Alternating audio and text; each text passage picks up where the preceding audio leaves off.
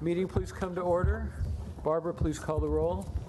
We have Commissioners Berard, Funderburk, Levine, and Noonan present. Thank you. This proceeding is broadcast on Channel 35. The exact broadcast times can be found by contacting Channel 35. I have no opening remarks other than to note the new start time for these meetings of 10 o'clock, as we all seem to know. Report briefings by the General Manager. I have just one quick one, sir. On July 7th, the Mayor, Metro, and Los Angeles Department of Transportation launched the new Metro Bike Share program in downtown LA. And last week, we had a brand new bike rack installed outside of our building, and employees and the public can rent a bike there on a 24/7 basis. There are 65 stations, bike stations, located in downtown LA, and 1,000 new bikes for both visitors and employees working downtown to give them a convenient alternative to driving. So there are stations at the Public Library Main Branch, City Hall, Arts District, Little Tokyo, and a number of popular downtown locations. And as part of the launch, we're encouraging our employees to kind of give it a try and let us know how they like it. Terrific. Thank you. Comments from commissioners on agendized items and requests from commissioners relating to departmental operations? None? Hearing none. Okay, we have 12 public comment cards. We normally allow each speaker to speak up to 2 minutes. I think we'll stick with that. But I would request those speakers, if they're speaking on the same subject and your point has already been made, perhaps just mention that without having to feel you need to make the same point over and over again. With that admonition, Barbara, go ahead and call the public comment cards. Okay, the first speaker is Roseanne Moose, and after that, Paul Huet.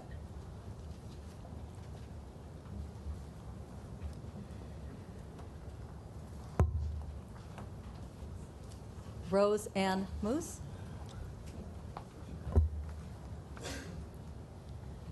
Good morning. Thank you for giving me this time. Please speak right into the mic. Pull Okay. the mic. On behalf of the Big Pine Paiute Tribe, I am here to talk to you a little bit about our issue right now with the water, our water situation.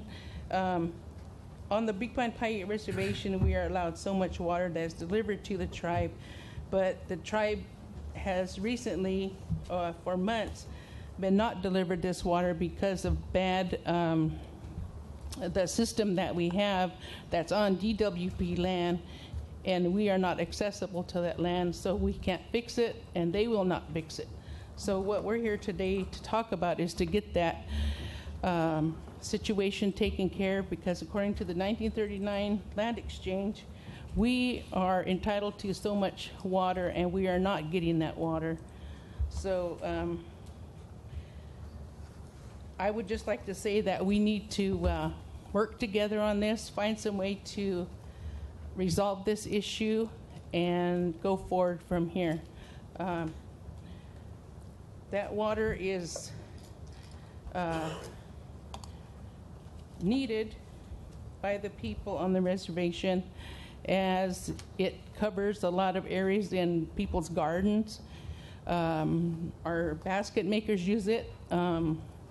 There's a lot of people that need that water. So we just want to see this resolved and taken care of.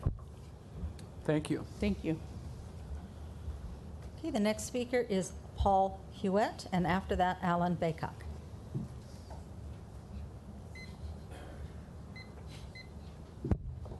Manahu means hello in Paiute. I just want to start off with saying thank you guys for the opportunity to speak here on behalf of the tribe. I'm a tribal member. I'm the utility operator for the tribe. I manage the water and wastewater system, and I'm on the Owens Valley Indian Water Commission as the vice chair and environmental advisory board for my tribe. So I guess I'm kind of liked a little bit. So anyways, I just want to say that it's this leak. We've been contacting DWP, letting them know that there's been root intrusions on these lines since about 2012. We've been letting them know, and the line is located on DWP property. We feel that it is DWP's responsibility to maintain that line, as it says in the 1939 agreement, in the Section 32. And also that if they felt that it wasn't part of their responsibility, they wouldn't have us an intensive letter of permission as they do. Obviously, they feel that there is some responsibility for it because they're trying to pass it on to us when that's not our line. You know, BIA, whatever they did in the 40s, but BIA is not taking responsibility for that line. It's not our line. It's on DWP property. And we're just hoping to work together. The main thing is working together. You know, we have a 1939 agreement, and we're neighbors, and I think that us coming together and working together is the best way possible. I mean, collaboration is the way to go, and I feel that we drove since 4 in the morning to come down here to address this situation because it's serious.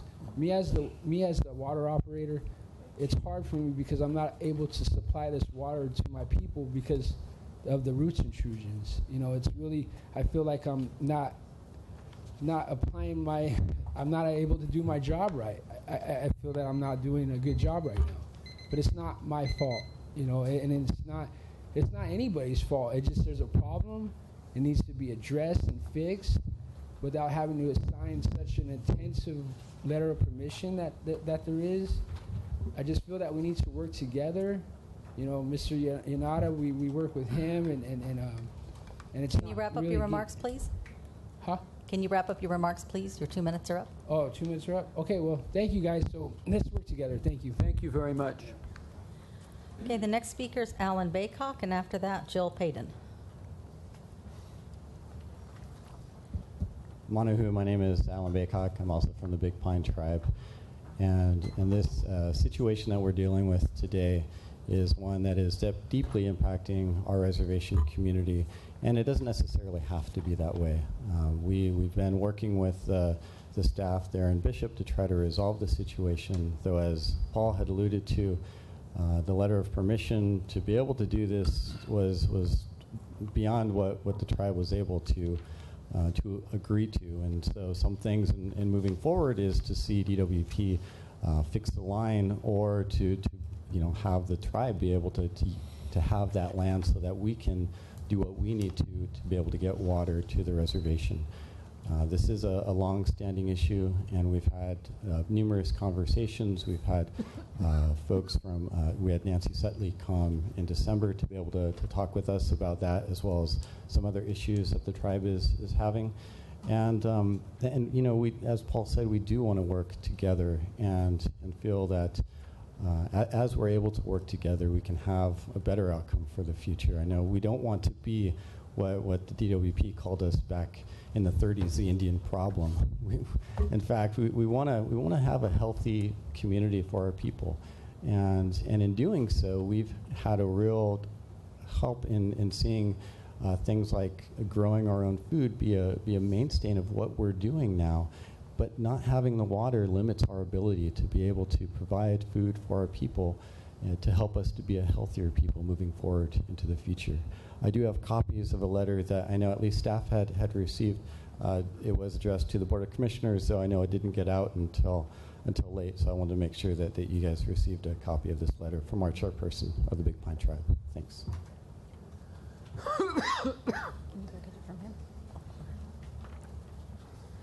Okay, Thank you. The next speaker is Jill Payton from our office up north.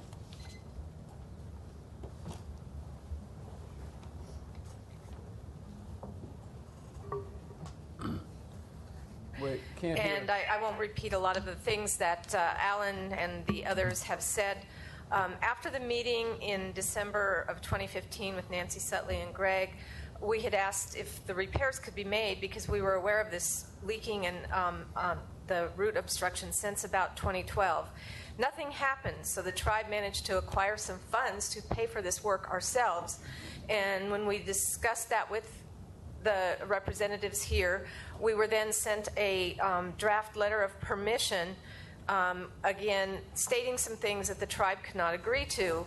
And it was very difficult for us because we had previously done work on the same line, or the Bureau of Reclamation had in 2005, And that letter of permission was exactly what we felt was reasonable in this context, given that we were willing to do the work, but it's on DWP's land to make the water continue to flow. And so, as the tribal administrator, I just want to mention that this situation has consumed an incredible amount of our staff time, and I'm hoping that we can find a way to resolve this, either going back to the earlier agreement and looking at why it was so easy to get this work done, or a similar kind of work done in 2005, and why it has become so difficult now when the tribe itself was willing to fund this situation. So we hope that you can look at this, and as Alan stated, that we can all work together on this to resolve this situation, because the people need the water on the reservation. Thank you. Thank you. The next speaker is James Rambu, and after that, Shannon Romero. Yes, I'd just like to reiterate, not reiterate, but I just wanted to go ahead and forfeit my time. Our tribal administrator, Jill Payton, gave a great overview of our situation, and I'd like to go ahead and end my conversation now. Thank you. Thank you. Okay, the next speaker is Shannon Romero, and after that, Danielle Gutierrez.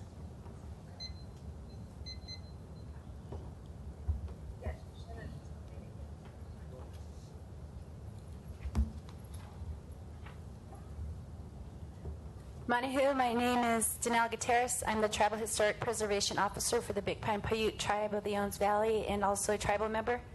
The project I'm discussing is the Bell Canyon well monitoring that DWP wishes to install.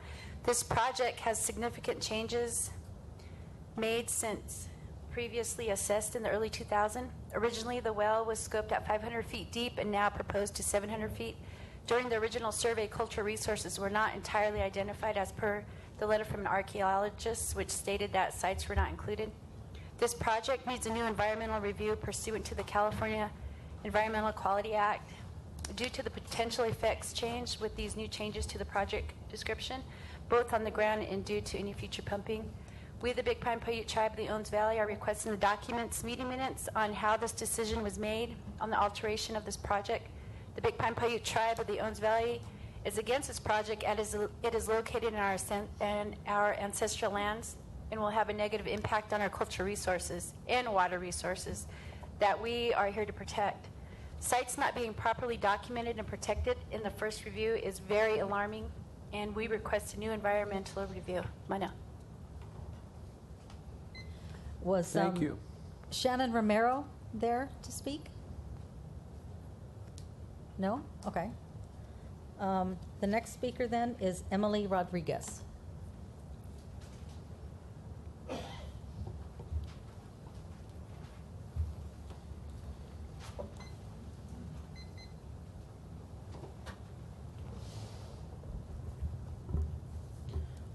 Good morning, Commissioners. My name is Emily Rodriguez. I'm a member of Pacoima Beautiful and a resident of Pacoima. I came to speak on community solar and urge the board to support this program. There are several reasons why this program is necessary for our community. A few weeks ago, myself and a group of students from Pacoima Beautiful Summer Youth Institute decided to survey members of our community who have solar panels. Some owners of solar panels are upset at their solar panel providers because they were misled by their salesperson. They were tricked into thinking that they wouldn't have to pay so much, while at the same time they were being taxed. At the moment of negotiations, no such things were told to the customer. Because of all this, these owners were so upset about all the money issues that they didn't realize the benefits of solar energy. Through the community solar program, our community will be able to benefit off of solar energy without being hesitant about obtaining it because they are afraid they are being lied to by these organizations who are solely interested in the money. No, my community has been underserved for many years, and I believe clean energy will help transform what has been a polluted community. Commissioners, help us make solar energy more affordable. This will help clean our air. Some of you may or may not know, but Pacoima has one of the highest asthma rates in the state. Therefore, please bring solar energy to my community. Support the community solar pilot program. Thank you. Thank you. Okay, the next speaker is Emma Calms Chambers, and after that, Jorge Madrid.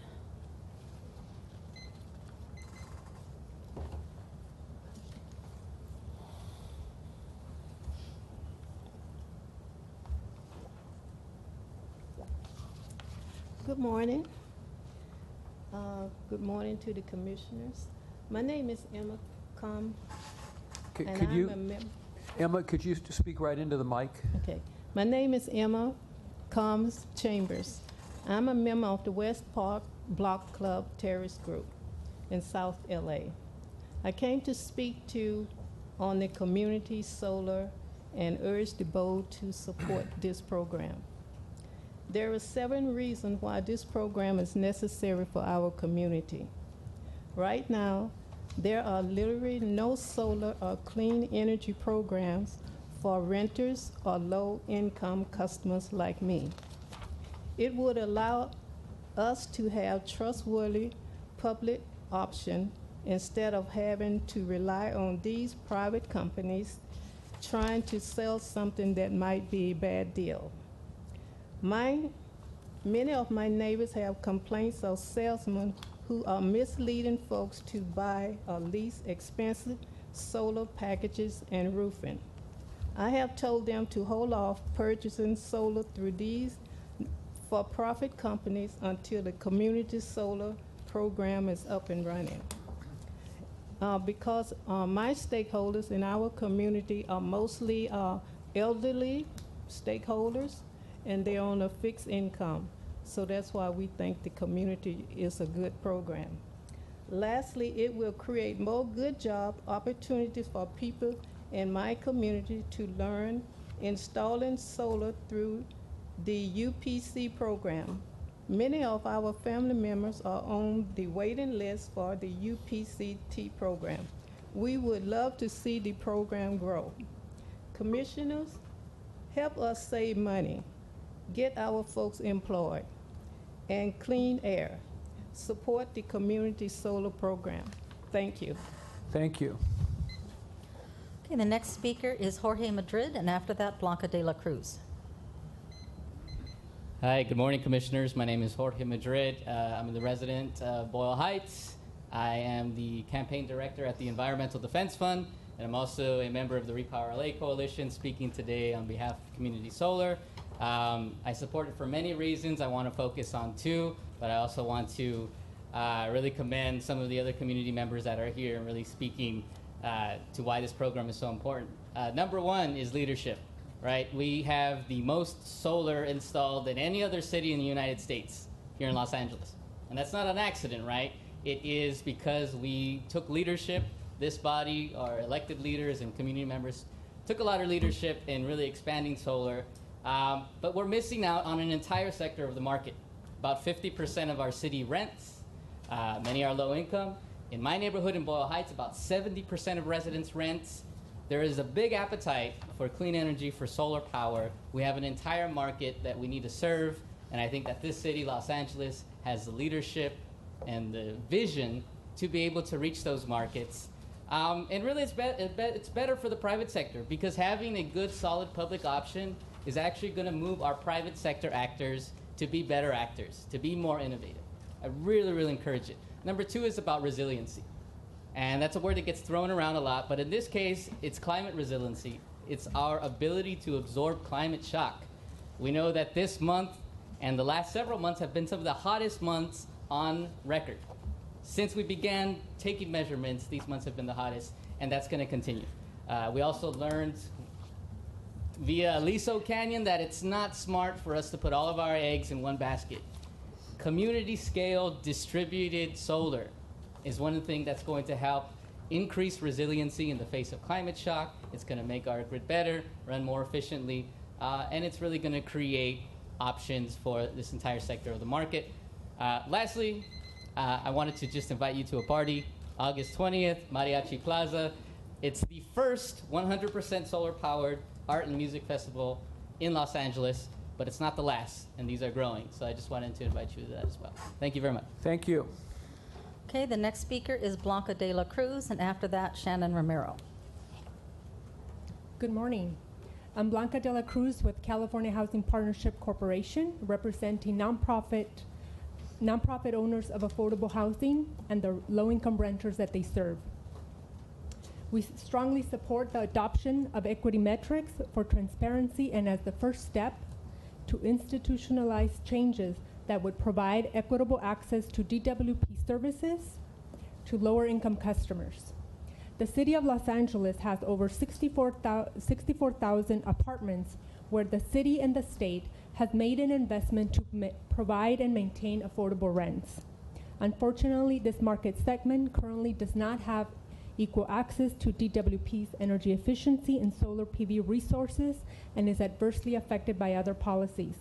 For this reason, we support incorporating key metrics that provide a clear picture of how the multifamily rental market, especially the 64,000 affordable apartments, are being served. We also support community solar, and we look forward to being part of the discussion to make equitable, because equitable access is good customer service and is also a good strategy to make future rate increases manageable to the city's most vulnerable residents. Thank you. Thank you. Okay, the next speaker is Shannon Romero. And after that, Varun Baltanya. Manahu, my name is Shannon Romero. I'm the chairwoman of the Big Pine Paiute Tribe. I've been elected to this position to represent the people of the Big Pine Paiute Tribe. We are here today. We have a group of speakers representing our reservation. Currently, we're having some issues with our irrigation. This irrigation line runs alongside LADWP land, adjacent to the reservation, and the pipe has busted. We have not been able to reach any type of resolution as to get access to that land to repair the pipe. The water is running down your LADWP land that's fenced off that we can't get access to, and therefore our people cannot get irrigation to our local agriculture lands and to water some of our area and such. So what we're here to let you know is that we're not very happy with what's been going on. We'd like to have some discussions to make some type of resolution so that we can get onto that land and make those changes and make the repairs to the pipe.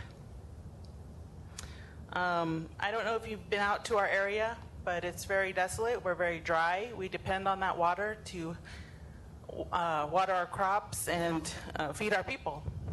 It's very important to us, and I hope that you see that, as we have a number of our staff here to represent that for you. I do have an image. I don't know if you guys can transfer that out to you, but I do have some images of some of the water leaking all over. It's a waste, and we're really here to get some type of resolution. And I'll let the next speaker speak. Thank you. Okay, the next speaker is Varun Baltanyan, and after that, Meredith Hackelman. Good morning, Commissioners, ladies and gentlemen.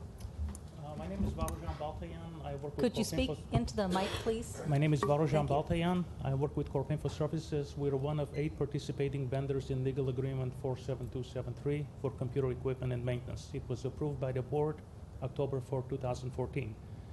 Recently, some of the bids that are being judged by purchasing are becoming arbitrary, where they are choosing to disqualify our complete bid in lieu of partial bids that are non-qualified and non-approved by any stretch of the imagination. Were it not for the 3rd time that this particular buyer has done this to us, I would not be compelled to seek the board's approval to at least assist us in resolving this issue. We've worked with the department on and off for the last 18, 20 years, and never have I seen any type of a deterioration in services, or what used to be acceptable bids are no longer done. The contract allows third-party maintenance for large format plotters for water systems and power systems. Luckily, they both closed on the same date, and they both got rejected. One was pulled altogether, and the other one I protested, and apparently they decided that the spec was wrong, and this is a contest. It has a start and a finish. The specifications were very clear. We responded accordingly. Relatively speaking, the finish line is not something that goes all the way to the Mississippi. It has a start and a finish, and we responded. We're looking for the board to reverse that decision. I have a package with all the information. I'd like to share that with you. Thank you. Thank you. Okay, the next speaker is Meredith Hackelman.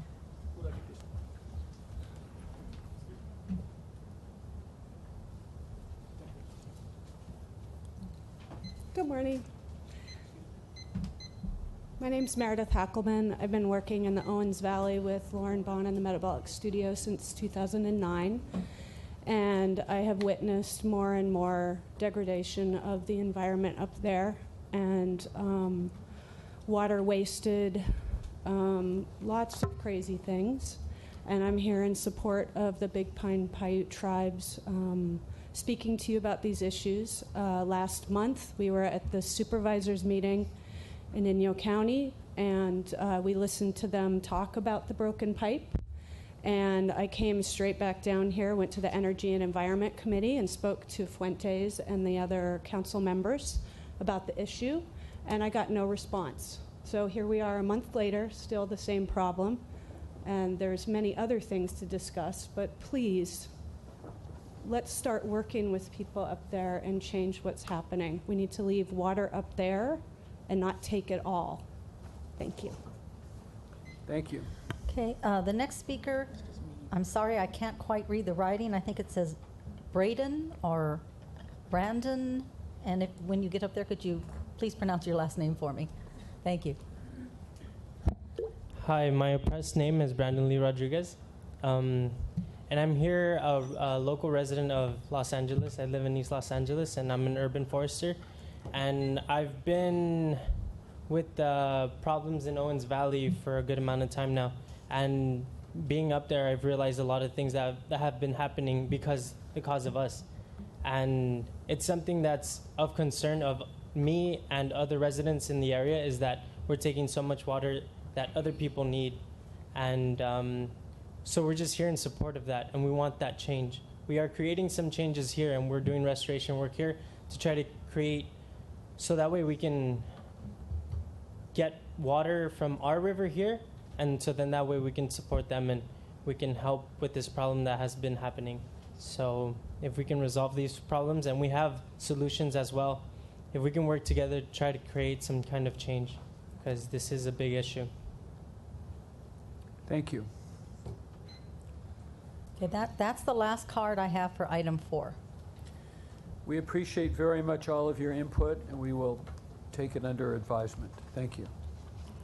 If I might, sir. Please. Normally, we don't do a point counterpoint in public, and I would suggest we not do that now, but we will have something to the board within a week explaining the circumstances and providing additional information. That would be most appreciated and very helpful. Comments from ratepayer advocate on agendized items. We will have some brief comments in response to some of the policy discussions and management reports, but also we'll have specific comments and comments on a report on item 26 concerning the regulatory asset. Thank you. Okay, we will move to the next segment of the agenda, which will be a key segment of our near-term future agendas, which is policy discussion. And in particular, although we have 3 items under policy discussion, the one item, discussion A, begins the series of deeper dives than we've had before on issues that are very critical to the future of this department. So, Dr. Webster is our presenter. Thank you. I hope we get off to a good start here. And so, Reggie, if you could bring the presentation up for me, I would. There it is. It's on my screen. Beautiful. And so, this is really to inform the board and start a discussion. We're not asking for any decisions today, but it's about regionalization. And first, it's about the joining of the CAISO and Pacific Corp into a regional independent system operator. And more importantly, an expansion into a broad, west-wide independent system operator. But what we'd like to do is kind of build up so that you understand some of the history, because I think the history is important. For those that went through the energy crisis and deregulation, I think some of those lessons are really important, and we can't lose those lessons because we can apply those as we move forward to other concepts like a regional ISO effort. And then I'd like to talk a little bit again about the energy imbalance market. You had a presentation here. It is complicated, but we thought that a quick review is important because it gets us a long way to the ultimate goal, which is to get higher levels of renewable penetration in the Western United States, to integrate those renewables reliably, and even to think about what could happen if we go beyond 50% to a greenhouse gas neutral society, completely carbon free, or even no fossil fuels. And so how does a regional ISO help that approach and have a discussion, and how EIM is really a good step forward. And then we'll talk more about this regional ISO. Mike, if you could, before you go ahead, could you go back to your cover page real quickly, please? Absolutely. At the risk of oversimplifying, I just want to give you a feel for what regionalization means and Pacific Core and all of those. The people in the blue do business like we do. They're vertically integrated. They do business through bilateral contracts. The people in the red in California. Can you define vertically integrated? Thank you. Vertically integrated is when an entity owns generation, transmission, and distribution. And over the last 10 or 15 years, not all entities do anymore. The blue operate like us. The red is the Cal ISO. It operates via market mechanisms. And the issues on the table is that Pacific Core is interested in joining, and so we need to talk about what does that mean. And there's also the broader issue of people would like LA to join this expansion of the ISO. But this gives you a feel as to the flavors. I didn't want you to think we're the odd man out with some archaic structure that nobody else has. Thanks, Mike. Sorry. And we do want this to be an interactive discussion today. So please interrupt, ask questions, and I think it'll be much more meaningful if we approach it from that perspective. And so this starts in 1985, and it was when the natural gas markets were opened up through a FERC order that said the gas transmission pipelines had to be available to all gas providers, the ones that input into the gas and take gas out of the pipelines. And it was successful because it did help reduce the cost of natural gas. And so the model that was used in 1996 when they were looking at electricity is if we could open up the transmission corridors to competition so that anybody, any generator could latch on and use that transmission, and anybody who was on the load side could purchase energy, that would help, in theory, reduce electricity prices. And so that was started by FERC in 1996. And there are a couple key points related to this. We are in full compliance with that order. We did open up our transmission grid, and it's done in two parts. The first part is what's called an open access tariff. You'll hear people talk about the OAT. It's the tariff that basically sets your transmission rates. And it's done in a public process. It's a process that we do, that you have control over, and our city council to set, this is what the cost of our transmission is, and it's public, and everyone can get our transmission at that posted rate. The second piece of this puzzle is that there's a computerized system. It's called OASIS, for Open Access Same Time Information System, so that users can see how much transmission we have, and they can put a bid in and grab that transmission for their use. And so we have an OASIS. It's an Open Access Same Time Information System that's being fully utilized. And for over a decade, we've been selling our transmission when we don't need it for our native load so that the whole market can benefit from it. And just last year alone, we did $31 million in sales, and 4.5 million megawatt hours flowed over our transmission. This is really important because it really helps the West integrate renewable energy because they can compete, that we can get it at a lower cost, And so the market, by opening up this transmission, has really worked over the last decade. So can I ask you a couple of very primitive questions? Absolutely. Can any form of electricity flow through our transmission lines, renewable, non-renewable? Yeah, any form of electricity can flow. And are there ever issues of who gets priority? Is there a crowding out if there's too many applications for it? And how does that work? And so it is a first come, first serve program. So if you're first in line, you get the transmission. And there are some ways to get a block of transmission for several months, but primarily it's a first come, first serve system. And are there always more transmission spaces available than we use?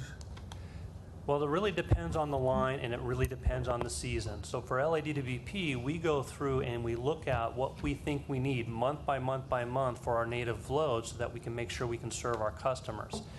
And so potentially in the winter months, we may have more transmission that we can post on this open access system, this OASIS.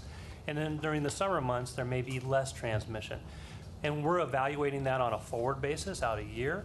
And then our real-time folks are looking at it every single day. So if the transmission wasn't used, it's posted the day ahead. And if it's not used in real time, that transmission is available to do a 1-hour transaction. And how often are these 1-hour, are most of these transactions long-term, or are many of them very short-term? Many of them are very short-term. So we have quite a few that block in over the course of many, many months. We have a lot of day-ahead transactions because that's when we know more about what's available. And there are some real-time transactions. Does the price vary? There is, typically the tariff price is set. But there is some discounting that is allowed in our tariff, especially if customers want to block in a long-term piece of transmission. There is a discounting that occurs. And some of the municipal utilities in our area have benefited from that.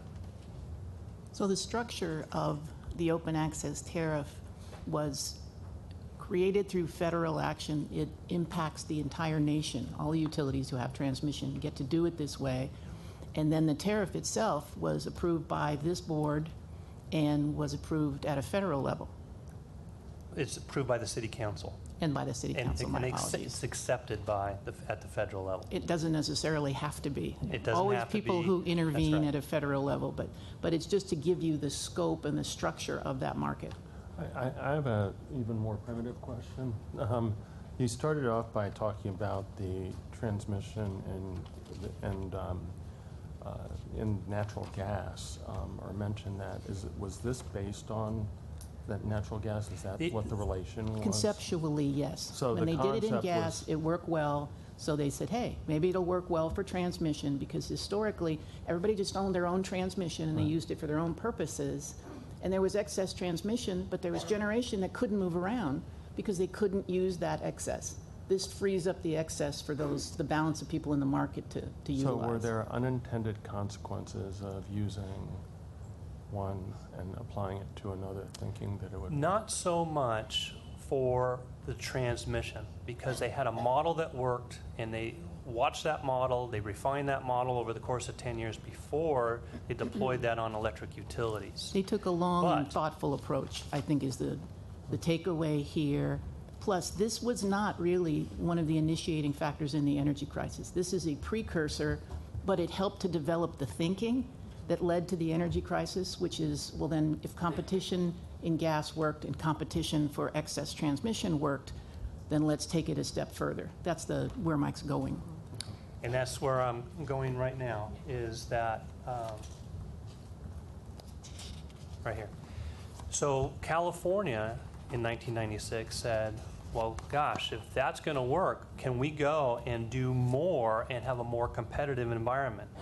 So also in 1996, so in parallel, they passed, the legislature, AB 1890. And this did three things. And the first is that it created the California Independent System Operator.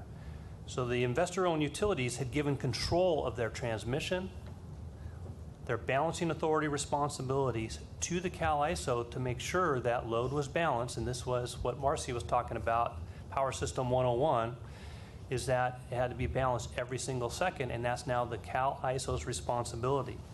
So they don't worry so much about serving load because it's really the Cal ISO's responsibility.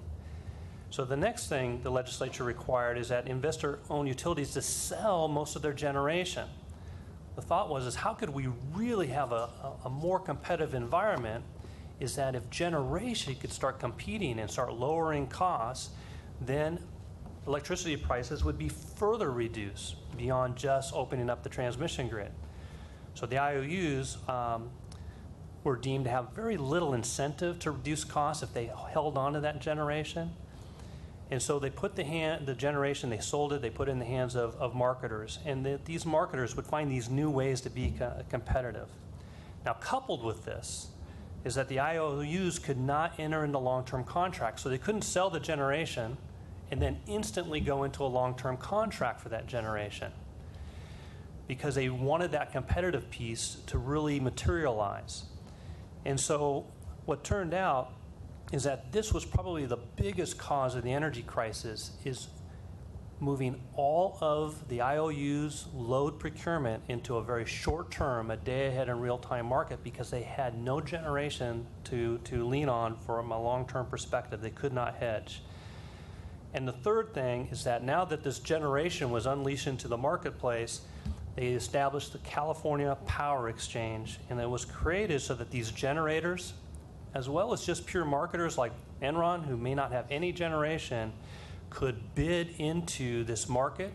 And so the sellers could bid in and the loads could bid, and there would be a match, and the market would work great. Because everyone would bid their costs, right? And if everyone bids their costs, we're going to lower the cost of generation and electricity in the market, right? That's the theory.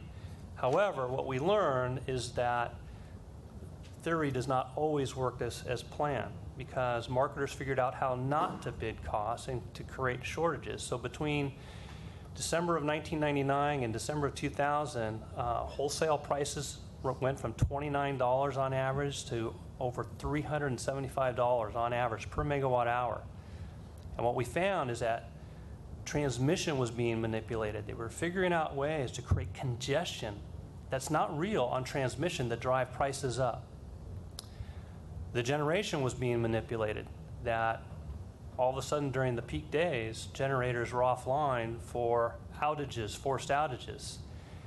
And it took generation off the market. Again, that jacked up prices. And then at the same time, the gas marketers figured out how to participate in this and manipulate the gas markets. So California investor-owned utilities, they had to pay these very, very high prices, but their retail rates were fixed.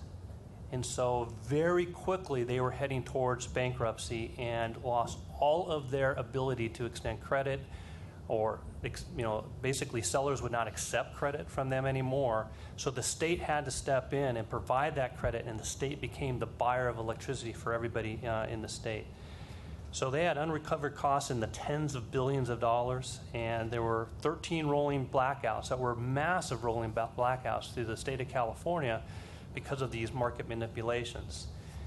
And so it's important to understand that, because the theory was good, but in the rush to deploy, there were some fundamental errors that were created. Now, DWP, we worked to not be mandated into 1890, that we could have a choice on how we were going to approach this.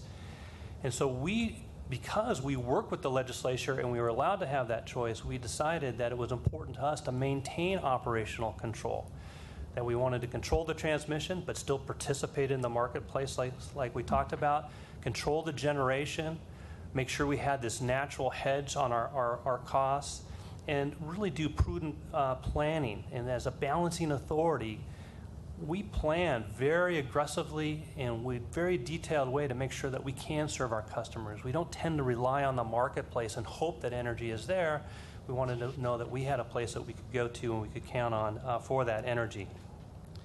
And so through that, we were not in a position to have rolling blackouts. And quite frankly, we helped the state, and we sold tremendous amounts of energy and ancillary services to the state to help avoid as many blackouts as we could possibly help with.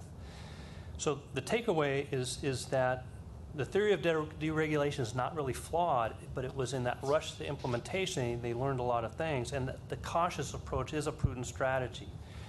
Now, the CAISO has returned to normal, but there were some things that needed to happen to do that, and they've worked very, very hard. So one of the things is that they've implemented what's called resource adequacy. You're going to hear that term quite a bit when we talk about a regional ISO. So the IOUs now have to plan ahead on a long-term basis to show where are their resources coming from. They were allowed to start buying generation again. They were allowed to enter into long-term contracts. So they have to show that they can cover their expected loads, just like what we've been doing all along.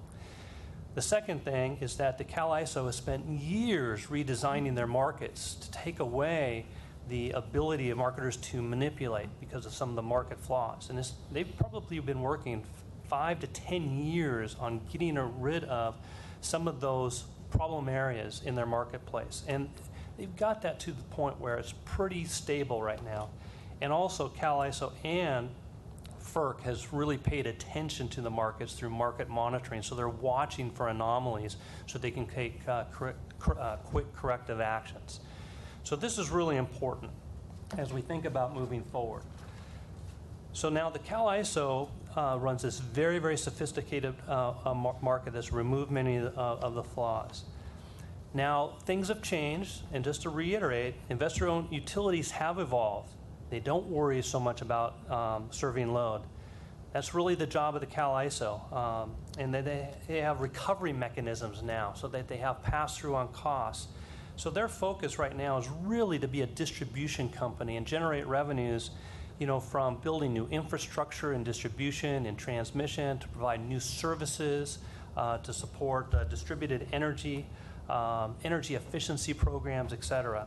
So that's really their focus today. Now, on the other hand, we still own and control transmission, generation, and distribution, and we think that's important because it helps us keep our rates low. It's our natural hedge.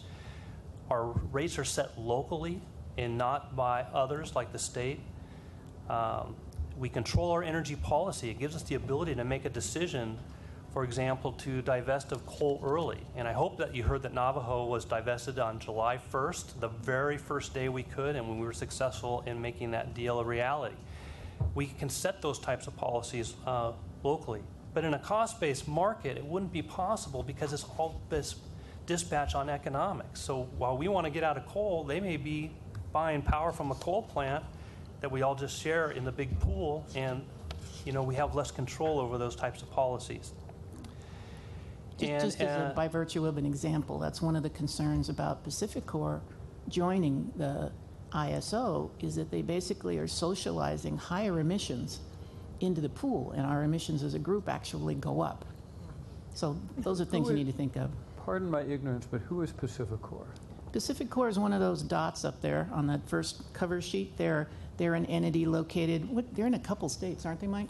They are. So here's PacifiCorp in the Pacific Northwest, and then they have multiple states with Montana, Idaho, Utah. I think that's Wyoming right there. They're the two other orange blobs. They're the orange besides blobs. ISO. Yeah. Okay. And they're privately owned. And so, because it's in my notes, and I think it's important to reiterate, is that there's more utilities in number vertically integrated like LEDWP than not. Southern Salt River Project, Arizona Public Service, PacifiCorp. Many of the munis all control transmission, generation, and distribution. Has ISO been encouraging them to join ISO? So they are, PacifiCorp and CAISO is really the first step in creating this regional effort. And the reason we're really here today is that to get the benefits that some of the modeling has shown that we haven't really reviewed yet, but their modeling has shown there's some benefits to get to higher levels of renewable, that a west-wide, all of blue dots, and we'll get back to those blue dots, if all of those blue dots are in a regional independent system operator, they can achieve those benefits. And of course, one of the concerns that there's been rumblings about, well, in California, do we need to force some of the utilities into this type of environment, which is why we are concerned and we want to watch this very, very carefully.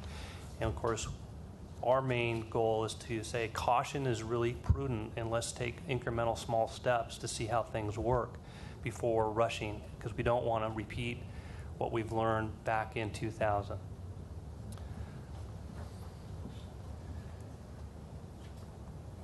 So there's two things that are driving regionalization. The first is the integration of increased renewable energy to get to 50% and potentially beyond 50%, because as a region working together with more tools to incorporate and integrate this volatile renewables, right? So the solar, the cloud comes over, solar is gone. We can lose 50% in seconds on a solar plant. Well, something has to be ready to pick that load up in seconds. And when the cloud goes away, the solar comes back in seconds, something has to drop. And so to have more quick responding resources is a real driver to a regional type approach. But connected to this is also a movement to really have more distributed energy resources, distributed solar, distributed storage, demand response programs where customers can change how they're using energy with seconds of notice. It's really becoming the grid of things, is that people want to plug and play and have this distributed grid. So the ISO would like to see a market with the right price signals so that these plug and play grid of things can participate and support the market. So these are really two connected concepts. And I know that the slide is difficult to see, but the old world, simple, you generate, you transmit, and then you distribute. It's pretty simple. The new world is generate, generate, generate, generate, generate through this entire grid without much control, right? And to be able to respond to customers who are using energy differently, who are changing the way they're using it, using storage. So you have now, instead of hundreds of contact points, you could have millions of contact points. And so this is driving the need to have a much more flexible regional grid. So the reason I wanted to review the energy imbalance market is that it's kind of the new market that would allow for quick responding units to work on a very short basis. So on a 5-minute basis, units that are available, and for our example, on a voluntary method, just like with transmission, if we have it available, we could take 100 megawatts and say, you know what, we can ramp up in 5 minutes and give you 100 megawatts. And we could bid that in, and the market would clear and say, yes, we'd like that. So if they need it, they can ramp us up. Mike, can I interrupt really Absolutely. quickly? First, we're talking about regionalization, and that is putting everybody into the same market paradigm, whether it be California or, as Mike suggests, they've done studies that suggest, well, if everybody joined, we'll get X and Y as benefit. That's being where you give up, control over your transmission, where you really can no longer effectively control your own generation, and you take services from others. And that is certainly one model.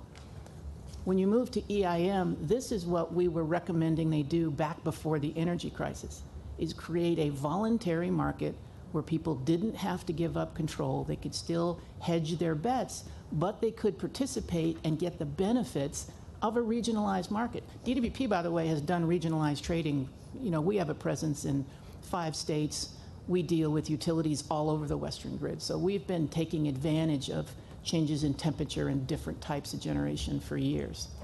But this EIM is really what they should have done to begin with. They finally are starting it, and as you've heard both Mike and I say, we're very interested in looking at it. The regionalization is sort of the full Monty. This is the voluntary component, and we are still suggesting that we continue to evaluate it.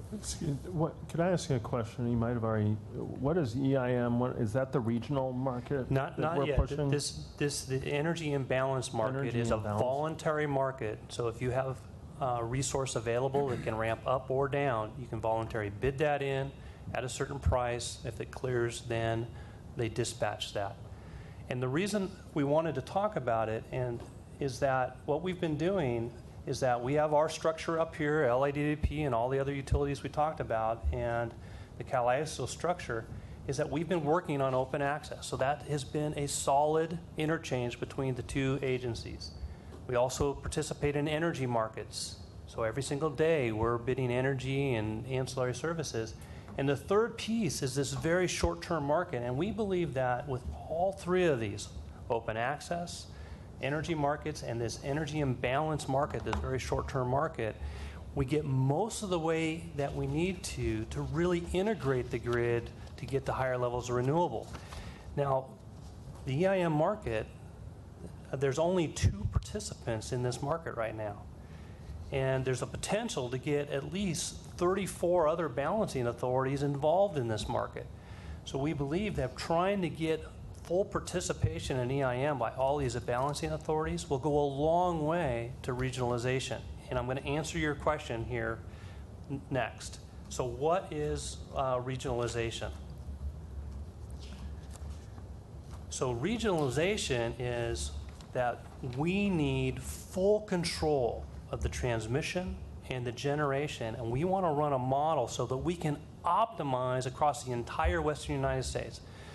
We don't want to trust SRP or APS or LADWP to take a piece of their resource and bid it into EIM. What we want to do is we want to control all of that, and so if I can get cheaper generation in the Pacific Northwest and buy coal at that time because that's the most cost-effective solution, we're going to dispatch that. And so the idea here is that by having a massive regional grid, they can optimize to the greatest extent possible versus CAISO optimizing, LADWP optimizing, APS optimizing, and then we trade on the marketplace. So it is far beyond what a market would entail because they take complete control of the market. And so the first step is the red blocks, is CAISO and Pacific Corp joining together and creating this Western ISO. And they've done some studies, I'll get to the studies in a second, but they've done a 2020 model that shows 0.1% of benefit. Very, very small benefit, and greenhouse gas emissions actually go up. However, if they include all of the blue, all of these entities or join the regional ISO, then they show in 2030 there's more benefit, 2 to 3% benefit in the entire Western market, and then you start to see some GHG benefit moving forward. Are there any considerations about various city and state mandates and targets? You would assume that that would complicate the vision of this proposal. So, for example, like a city mandate to reduce greenhouse gas, right. That would be one of our big concerns, right. Is that we're working to dispatch our system such that we minimize the use of coal, but we join and then we're just in the big swimming pool with everybody else, and the GHG emissions are the GHG emissions. So you lose some of those policy elements, and that's one of the reasons we want to have a dialogue, because we wouldn't want to lose the ability to set those local policies. And those issues have not been worked out. And that's why we have a ways to go and a lot more dialogue before they consider forcing other entities into this market. Why wouldn't the people who want to force a mandatory system argue if these benefits are created through the voluntary system, they'll be even greater if it's mandated? And you hear that argument. What's the response? It's difficult because there's, and I'll let you answer too, Mike, okay. And I want to make sure we get it rounded out.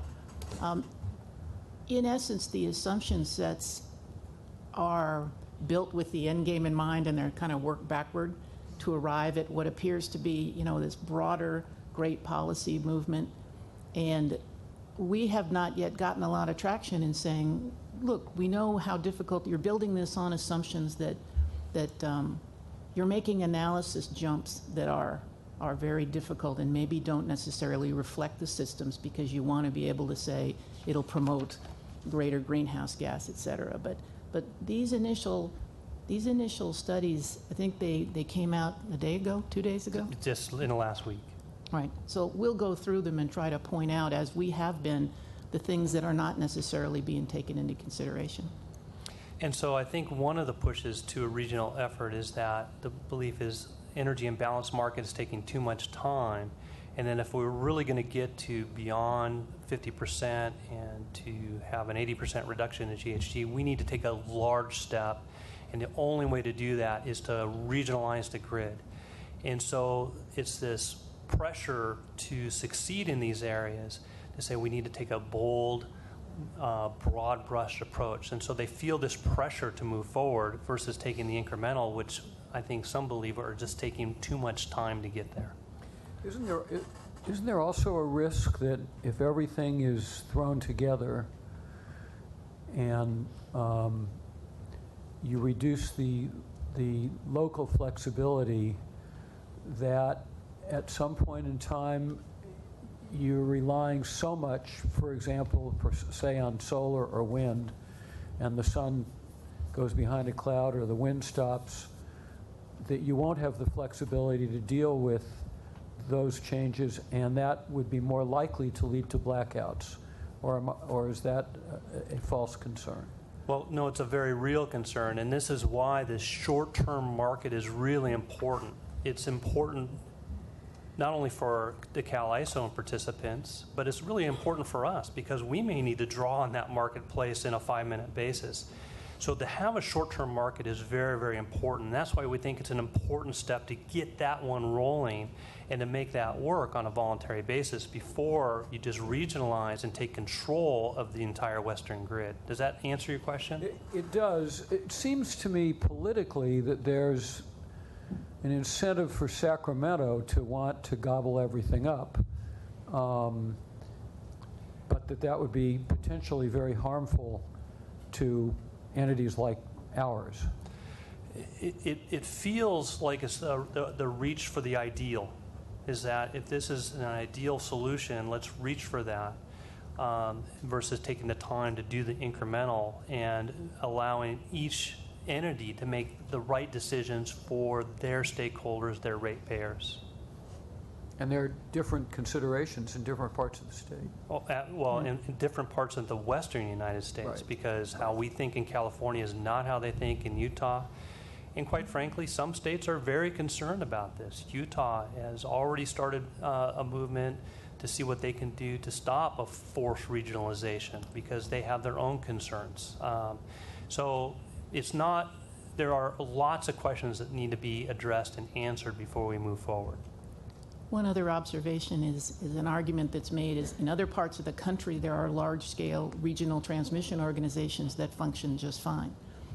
Largely they do so because that's how they came up. They were associations, they did deals early on, they grew themselves incrementally.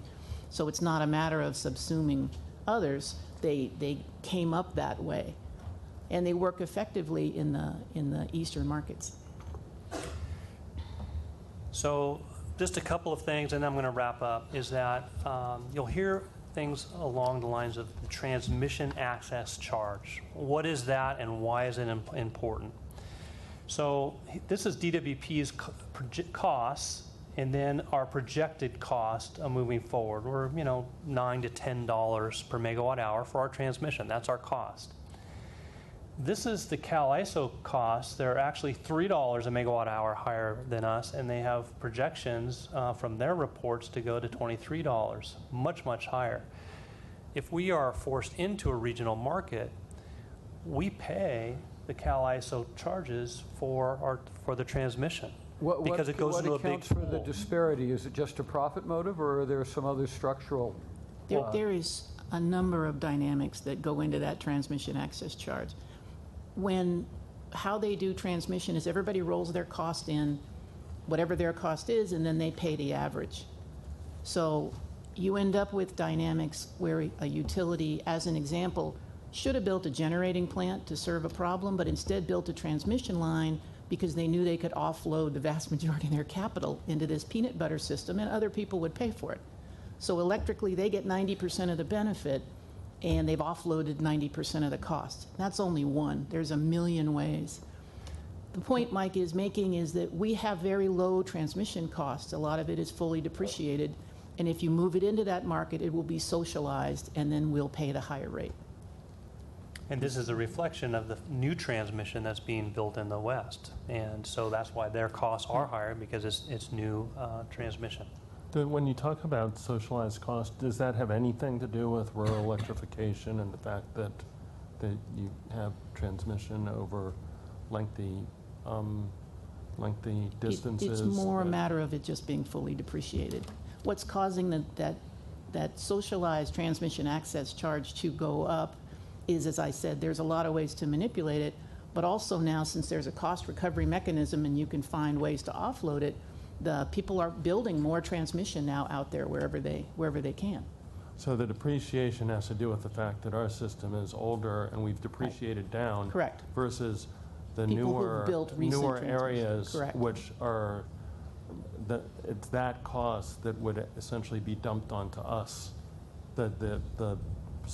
The areas that have built newer systems that aren't fully depreciated, where they would need to cover that cost. Oh. So, and the other concern that we have is that, we set our rates locally, is that we would have no control over the rate increases. They would become really just a pass-through to us without any control. And local control is still very, very important to the city of Los Angeles. And so this regional effort is that SB 350 required the CAISO to study this, and this is the report that was just recently released. And it needs to be in the best interest of California, and we talked about a 0.1% benefit or a 2 to 3% benefit. Now, if you're modeling 2030, I wish my IRP was accurate to 2 to 3% in 2030. So this benefit is not tremendous when you look at the entire size of the market. It's really sort of within this modeling error. That it originally was intended to be voluntary, that people would voluntarily participate in this. And that the study had to show, and there's bullet points here, I won't go through those, but it had to show specific benefits for, disadvantaged communities and local economic benefits and et cetera. And so I think the important point is that it's important for us to look at this study and really analyze the assumption sets. What did they assume for LA? What did they assume for transmission? And so we're in the process now. We're hoping to work with other utilities in a group effort that are outside of the ISO, so it could be other municipal utilities, to really look at these modeling assumptions so we can comment on this to see if it's truly accurate or not. And we need the time to do that. Who did this study? So this study was done by there was 4 entities. There was E3, which is the modeling entity. And I'll look back to see if you remember a couple of others. Brattle. Who paid and 2 others. And so I believe that this study was required in SB 350 for the Cal ISO to commission and pay for. Correct? That's correct. Okay. So excuse me, so would that be considered independent if Cal ISO is trying to force us into their market? I mean, I'm just stating something maybe I shouldn't state, but I'm just asking. I think it's not, I don't believe it's so much the Cal ISO, because it's really the state effort when they passed 350 to study this. And so the movement is really at the state level to look at this regional approach. And this is where the potential for legislation may come from is, will there be legislation here coming up in August or not to move towards this regional effort based on this study that was just commissioned and completed? Does that answer your question? Yeah. SB 350 was sponsored by Senator De Leon? That is correct. And have we had discussions with the senator with regard to its impact on LA and LADWP and LA ratepayers? I don't believe we've had direct discussions with him on this. We are, I think at this stage, we want to review the study, but I think very soon we need to say this is how much time we think it's going to take, and that we would request that before any actions are taken, we have the time as municipal utilities to weigh in on this. that's what we're really trying to do, is slow down this freight train. Everyone wants to secure their legacy, and I get that, but it behooves everyone to do it in a rational way, and so that's why we're starting to mention these facts. We're a member of the California Municipal Utilities Association, and they have sent letters to the supporters, including Kevin DeLeon, outlining what some of the impacts are of just the Pacific Core portion. And so you can see by extension and regionalization would generate a lot of the same issues. I brought copies for the board of that letter, and of course we'll make copies for the public for those that are interested. And I assume one of the things we'll be looking at would be the impact on rates and the impact on rates for lower income residents of Los Angeles. Certainly. And so just to summarize, it is moving very, very fast, and we want to apply the lessons of history on this to be incremental. So we think that we need to give EIM, Energy Imbalance Market, a chance to really work to see how well that helps integrate renewable energy. And it's very it's complicated for LEDWP to model its system every single day, every single hour. The complexity of trying to model a Western United States system is just enormous. So that needs lots of time to develop to make sure that there are no flaws in that system. So there needs to be plenty of diligence and testing and retesting and retesting. And we really need the time to review the study and comment on that study before they move too quickly. So that concludes my remarks, and I appreciate the dialogue. I hope it was helpful today, and if you have any additional comments, questions, we'll do our best to answer those. I would ask for one thing, sir, because I think it's important, similar to the observation if the ISO is looked at as an independent party. Since they're located in Sacramento, they have a tendency to get bundled with the PUC and the CEC, but they have their own interests in enlarging their footprint and finding other ways to manage their costs and to grow like any entity would. We're going to do our own analysis. Hopefully the legislation will not just come out full bore. It's being sold every day. But I would ask if the board would be supportive if we requested that the RPA provide independent analysis of SB 350 for the board. I think that would be great. We would be happy to. Terrific. Thank you. Just on a personal note, and beyond any particular piece of legislation, although this one is cosmic, I think this type of briefing is indispensable. And I hope that, and I applaud the general manager for altering the process somewhat, giving us the opportunity to be briefed by Mike on the history and the framework of all of this. Speaking for myself, I am not nearly as familiar with this as I should be. The other board members may be. But in terms of our responsibilities as board members, I can't think of anything more important than having this education. So I thank you for it. I will share something with you I find humorous, because I was here for all of this.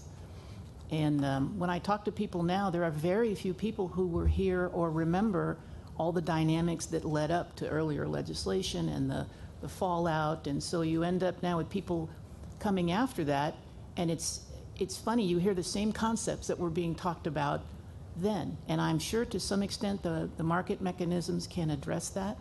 But there has been to date a lack of due diligence in the impacts to Los Angeles. There's just been assumptions made from the outside, and we need an opportunity to do our own.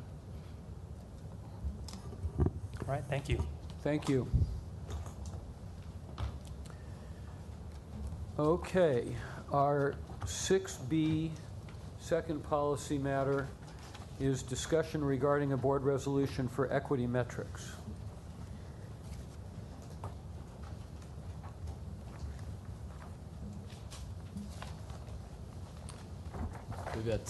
Commissioner Funderburg has presented a draft resolution for discussion, and that resolution has been distributed to all of the members and is open to discussion.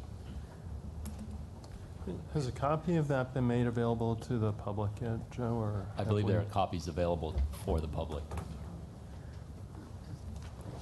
Perhaps someone could read it. I just saw it. I guess it was on my desk. Or maybe we should take a moment or two to read it, unless everybody else has had the opportunity to.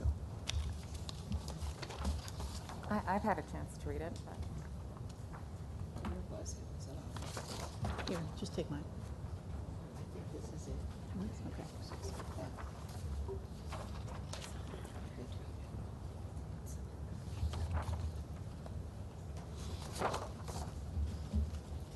So very quickly, for purposes of the record, for those watching on Channel 35 and in the audience, I'm going to briefly read it into the record.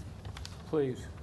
6B Draft Equity Metrics Resolution, whereas to meet the goal of providing clean and reliable water and power for all ratepayers, a public water and power agency must provide fair and reasonable services to all ratepayers, and whereas the 2015-2020 rate action approved by the Board of Water and Power Commissioners, the City Council and Mayor included an initiative to track, measure, and report on how LADWP programs serve all Angelenos.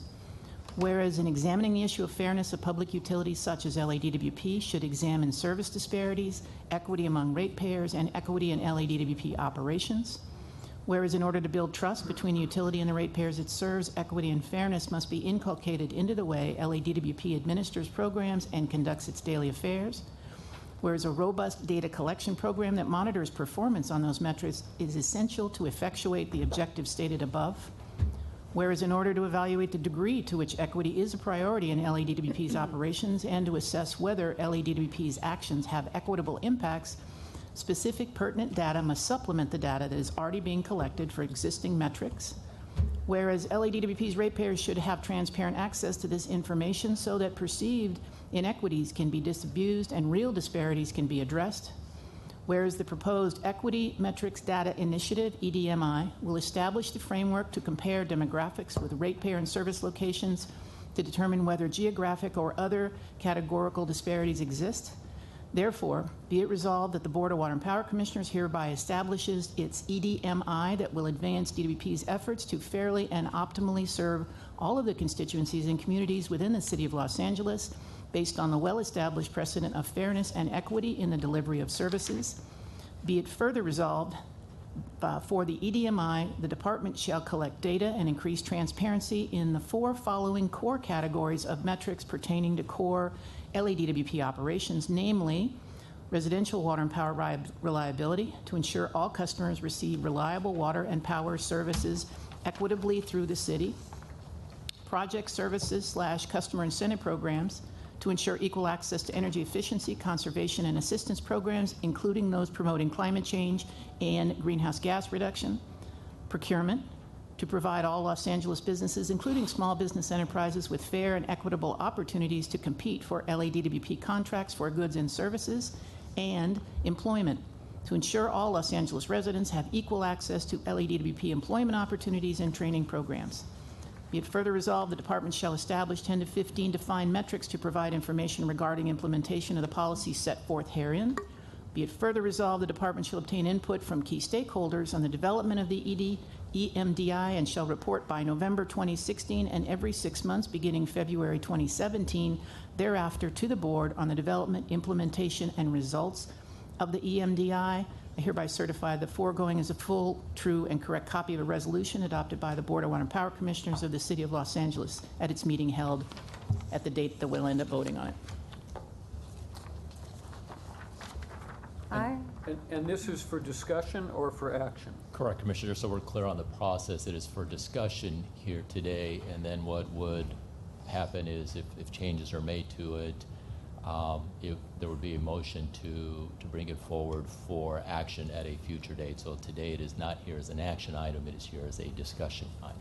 We've had varying levels of involvement by varying commissioners, and this is our opportunity to ensure that all of the commissioners understand the resolution has been drafted, can add their input, ask their questions. We'll make further refinements as necessary, and then we'll bring it back to this board for a vote. Commissioner Funderburk?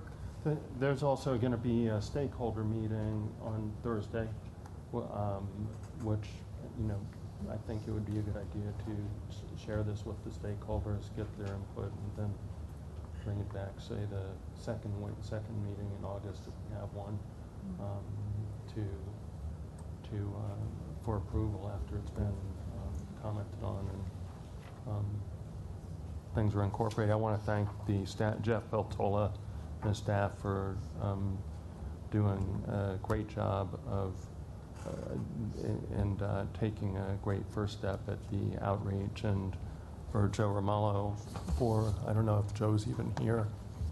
He's There he watching is. from somewhere, trust me. And for Joe on helping to refine the message in this area that has a lot of diverse interests. It's intended to bring the city together. It's not it's intended to have a dialogue that may be somewhat uncomfortable sometimes, but I think is necessary. I think it's going to bring DWP, make DWP a much more competitive enterprise within the concept of being competitive in the marketplace, which we're going to have to be over the next 10 or 20 years as the marketplace changes. So thank you, Madam General Manager, for the cooperation of your staff and the continued work by Jeff Peltola and his staff on doing this. There are a couple of minor things that I'll address on the minutes later on that were not included, that are just kind of relatively small things that I just want to include for the record, but otherwise I'm pleased to see the direction that this is going, and thanks also to Commissioner Noonan, who has stepped in particularly on the procurement end to offer her expertise and input on making sure that this equity initiative is comprehensive, but it's done in a fashion that that makes the organization more efficient and doesn't just create more red tape and work for the organization. I think that's the key thing, and it's done in a staged way to reflect that. Commissioner Noonan? Well, I think this has been long in waning, and I really would like to commend Commissioner Funderburk for his vision. I'd like to also applaud the department for the equity metrics presentation that was delivered on June 21st. And again, to Commissioner Funderburk for furthering that objective through this resolution. In that sense, I move that the resolution is placed as a item that we should vote upon as soon as possible. I think the plan is to vote on it as soon as possible, but but not today. Correct. So you have a couple options today. Today you can make additions to it, changes, anything you like, or you can simply pass a motion to place it on the agenda for a subsequent board meeting, and you can again have that discussion there. But today it's. Well, is a motion necessary for that?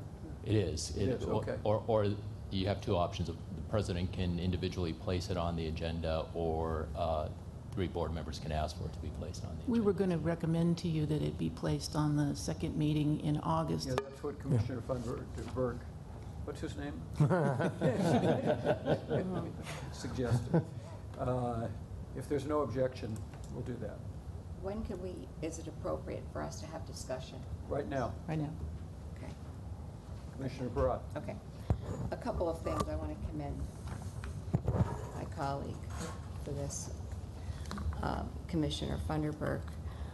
I, just for history, would like some background on why you felt it was necessary to bring this to the attention of the department and to the commission. Well, I actually don't have a lot of experience in this area. I'm an environmental lawyer, as I like to remind people, and so I saw what I thought were perceived inequities in the solar rebate program. I received explanations that maybe there was an actual reason for the perceived inequities. I thought that the main reason was transparency, which I think you as a neighborhood council leader, Commissioner Barat, and I as a neighborhood council leader, and also the mayor has sought to effect and bring us onto the board. And that is bring out transparency, bring out any data-driven social change that can be affected, and just allow us to base policy decisions on real data rather than emotions and fear.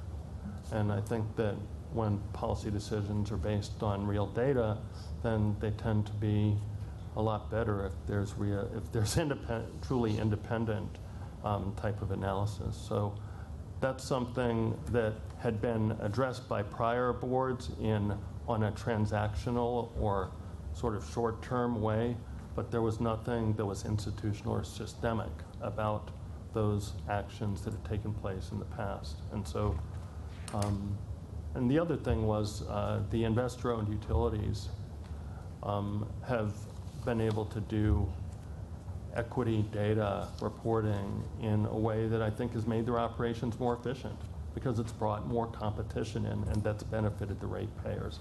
And the idea here was to do something that would benefit the ratepayers, give them fair service so that everybody's got fair service, but also make the organization more efficient.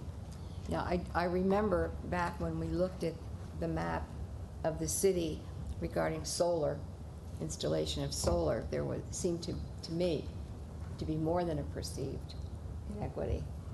There it was, on a map. Yeah. You could see. Yeah, no, there was an inequity in how the solar was being put in, but there was an explanation because of the lack of capital or other factors that may have explained it. So there's some things that we've been able to uncover. For instance, tree canopies. The department funds the planting of trees for greenhouse gas reduction credits, and the department has been able to focus the planting of tree canopies in areas that may have a 7% penetration versus areas that have a 40% penetration. So it's been able to plant in areas that way too. Yeah. Can I ask a quick question? Jeff, did you bring the poster on the turf rebates? I did not. Okay. Yeah. Another question I had, the second paragraph from the bottom. Let's see, the monitoring every 6 months. So who would monitor this? Would it be a particular department or a person? I think that's being developed right now. It is likely the monitoring will be coordinated by our corporate performance section, and then it will be reported to the board. Okay. Thank you. I have a couple of comments and a couple of questions. First of all, I join each of the other fellow commissioners in saluting Commissioner Funderburk for his leadership on this issue. It's very characteristic, and he deserves a great deal of credit for leading this effort. I have just a couple of specific questions, though, that I want to direct, I guess, to staff.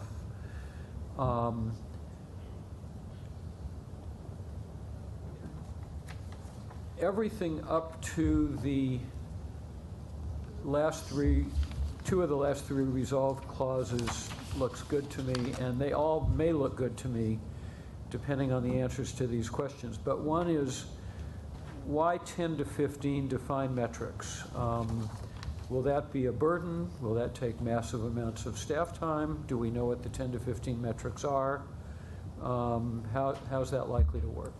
So I think the 10 to 15 metrics, that's part of what we're going to be meeting with the outside stakeholders and try to find really under the 80-20 rule. We have a lot of information that's available. Marcy just asked about the turf rebates. I think Julie just went downstairs and will probably bring it.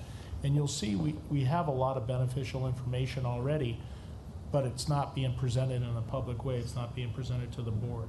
So I think 10 to 15 is a good number. I don't see that as burdensome, and it also gives us the goalposts. I mean, part of what we've been working on, we want to know what the goalposts are, go out and find these 10 to 15 with hopefully data that's available. We may have to compile it differently, but I think for the most part we should have a lot of this data available.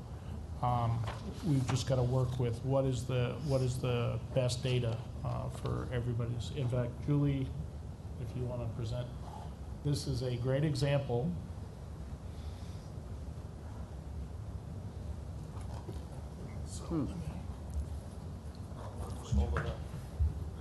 So if you look at that, this just tells you where the turf removal and rebates went. And it's kind of similar in nature to what you saw in the electric vehicles. But you can see where it's dispersed, where the different areas that are getting that turf removal. And we're going to do it by zip code. How do we get it? But how do you know how much of that is equity and how much of that is additional heat directed? Well, in part, that's what this discussion facilitates, is then you do the analysis on what were the drivers behind where those went. So it facilitates a real useful discussion. Okay. Yeah, I mean, the challenge we have right now is to establish good metrics similar to this. Then we'll be looking at the program implementation side. But right now is to just find the data metrics. And I actually think the solar example is a superb example that we all had an opportunity to see. Yeah. Is this going to require a substantial investment of staff time? I've worked with Marcy, and we're in a process of hiring 2 people that I think should be able to do this and do it full time. And so it's basically an addition of 2 staff. My other question is just with regard to the deadlines. The November 16th deadline makes sense to me. Every 6 months into infinity doesn't make sense to me.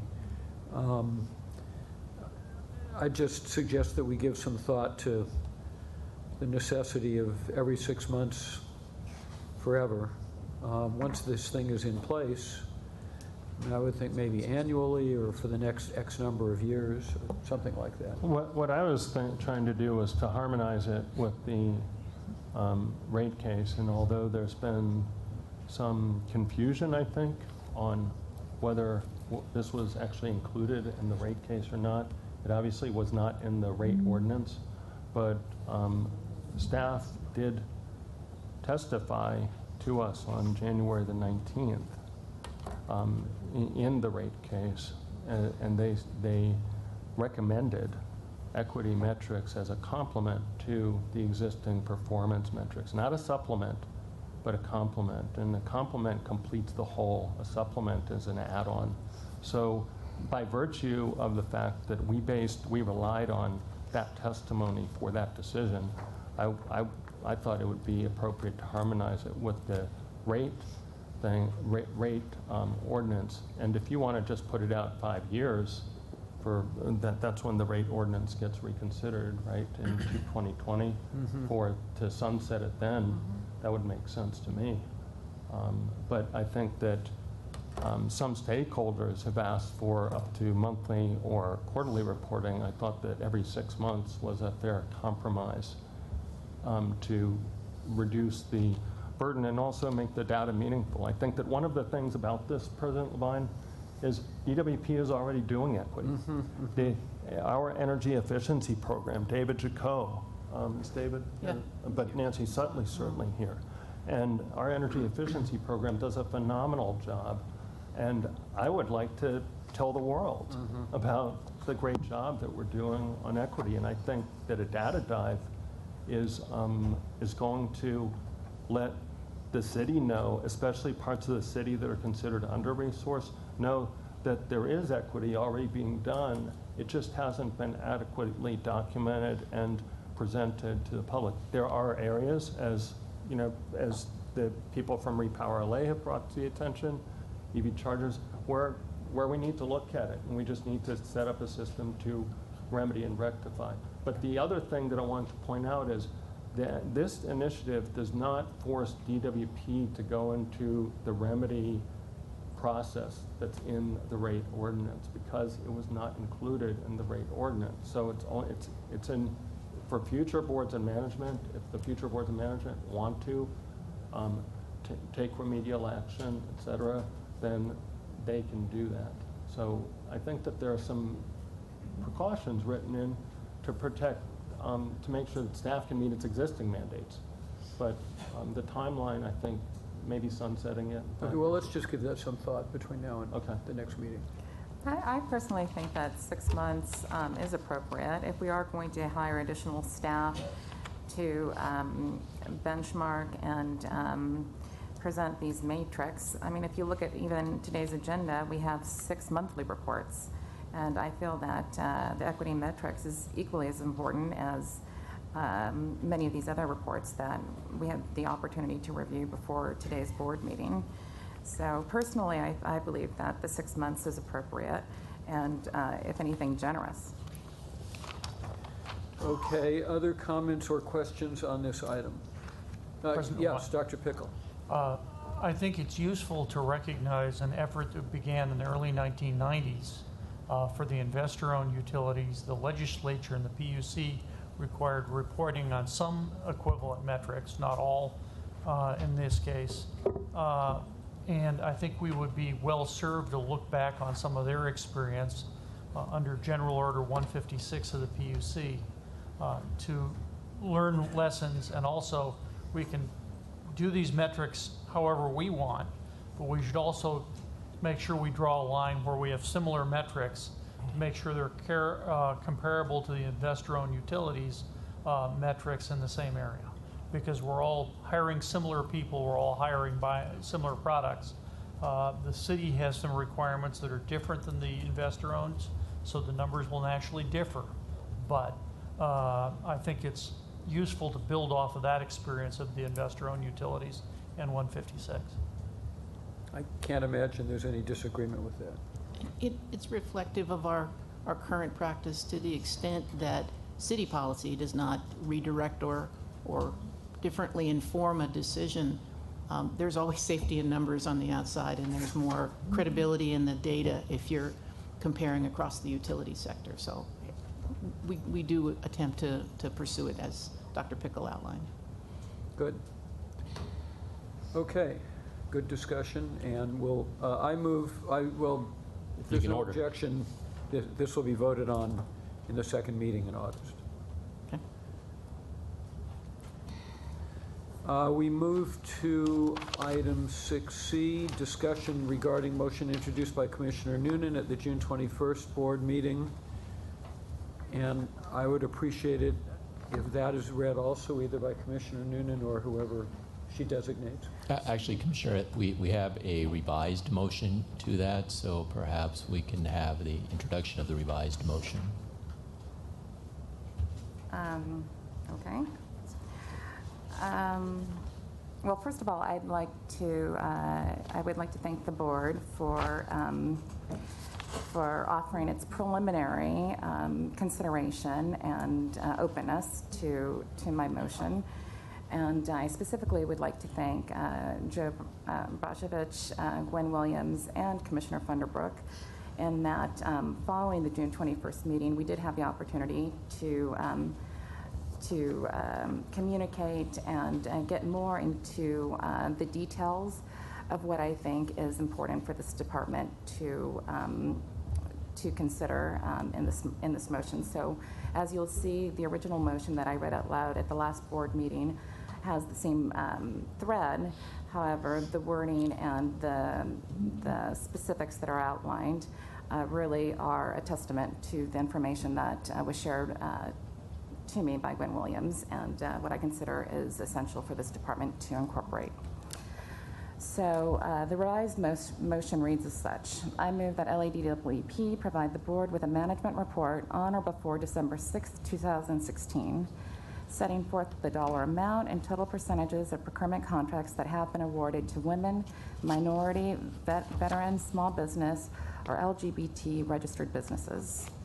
I further move that this management report is accompanied by a presentation wherein the department advised the board of I, the systems, practices, and policies currently in place for benchmarking these categories collectively, and 2, the challenges, resources, and impediments of benchmarking these categories individually against a backdrop of future planned milestones for modernizing LADWP's procurement at large, and in terms of its current and required central processing unit, CPU platform.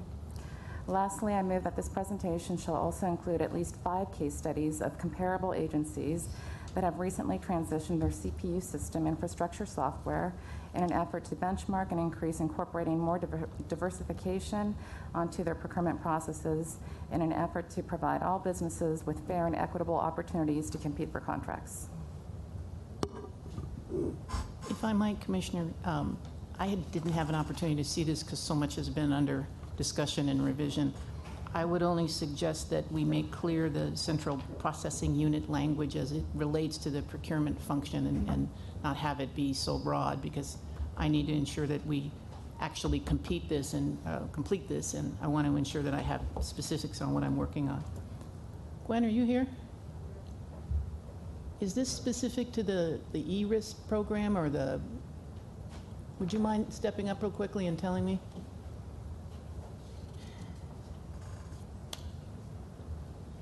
It's just a terminology issue.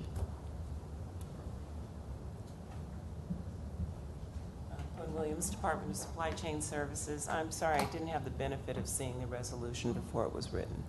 So can you read it again, that particular portion?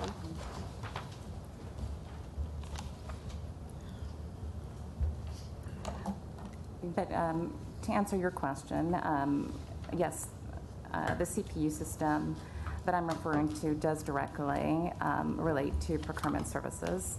I really think this is an extension of bullet number 3 on the proposed resolution we just reviewed prior to this motion. Yeah, I would agree. I just want to get the right wording in. And I did work with our city attorney's office, so perhaps if you could propose language that you think makes it clearer. Actually, probably ERP. That's probably the more appropriate term rather than CPU. Okay. And that's what stands for enterprise. Glenn, excuse me while you're up there. I know you hate being called up when, you know. No, I don't. But because you're the expert at this. But what is an ERP? I mean, I hate to ask. Where's the IT people? Just really quickly. It's an enterprise, I don't know if I have the acronym correct, Enterprise Resource Program, but it's kind of like the platform, the electronic platform that we would utilize to collect data. Syscon is a form of an ERP program. We're going to be looking at going out in the future to do a financial program, which is an ERP program. So to coordinate our financial systems with our HR systems, et cetera, so that we can collect data. Right now we're using, and I'm not an IT person, but we're using legacy programs that are probably from the 1950s. And so we aren't able to collect the data in a more efficient manner that would help with providing the report. So I think Commissioner Noonan is asking, you know, what are the future milestones that we're going to be putting in place to make sure that we develop those kinds of systems. Wouldn't it be simpler, in light of the fact that this is focused on procurement, just to say, instead of either of these names, in terms of its current and required procurement platform? That, I hope that you will still be representing procurement within these next few months, so I'm fine with that edit. Given our conversation, I specifically used... procurement would be a part of the ERP system. Yeah, and I apologize if I made this more difficult than the intention is, but following the conversation that I did have with Ms. Williams, it became apparent that the legacy program does not allow us to track the information that we need, and she went into great detail as to what her understanding is of what would be required, and I think it's important for our board to understand what would need to be made in place. I think it's important to learn from other comparable utilities or agencies as to how they've modernized their procurement services. And since nothing has been calendared for this kind of presentation, I thought it would be appropriate to set forth this motion. If I could, sir. I completely agree. what I'm trying to get is a sense of scope, because these are staged. There are enhancements we can do to the existing procurement systems, but as you go out in these rings to the larger systems, of which Gwen also needs to interface, the change out of the HR financial systems is, I would ballpark, twice as big as the billing system rollout. And so we do need to start talking about it. We've been analyzing it internally. We've been trying to understand a path forward. We've also been working hard to extract all the learning lessons from the last transition and see how they could be handled differently. So I was just trying to get a feel if you want that first ring of procurement, or if you want a presentation on the entire HR and financial systems. I'm comfortable with how this motion reads, aside from deleting the CPU language and revising it as President Levine suggested. And I do think, I'll leave it up to the department, but I do think it's important to not only have a focused objective in terms of procurement and measuring equity benchmarks, but I also think a long-term overall vision of how procurement does tie in with HR would also be helpful. But my specific request for this motion is procurement. If I could add a comment, I think it would help if we were able to separate the reporting dates. I can easily, well, not easily, but I can comply with the December 6, 2016 date for setting forth the dollar amount and total percentages.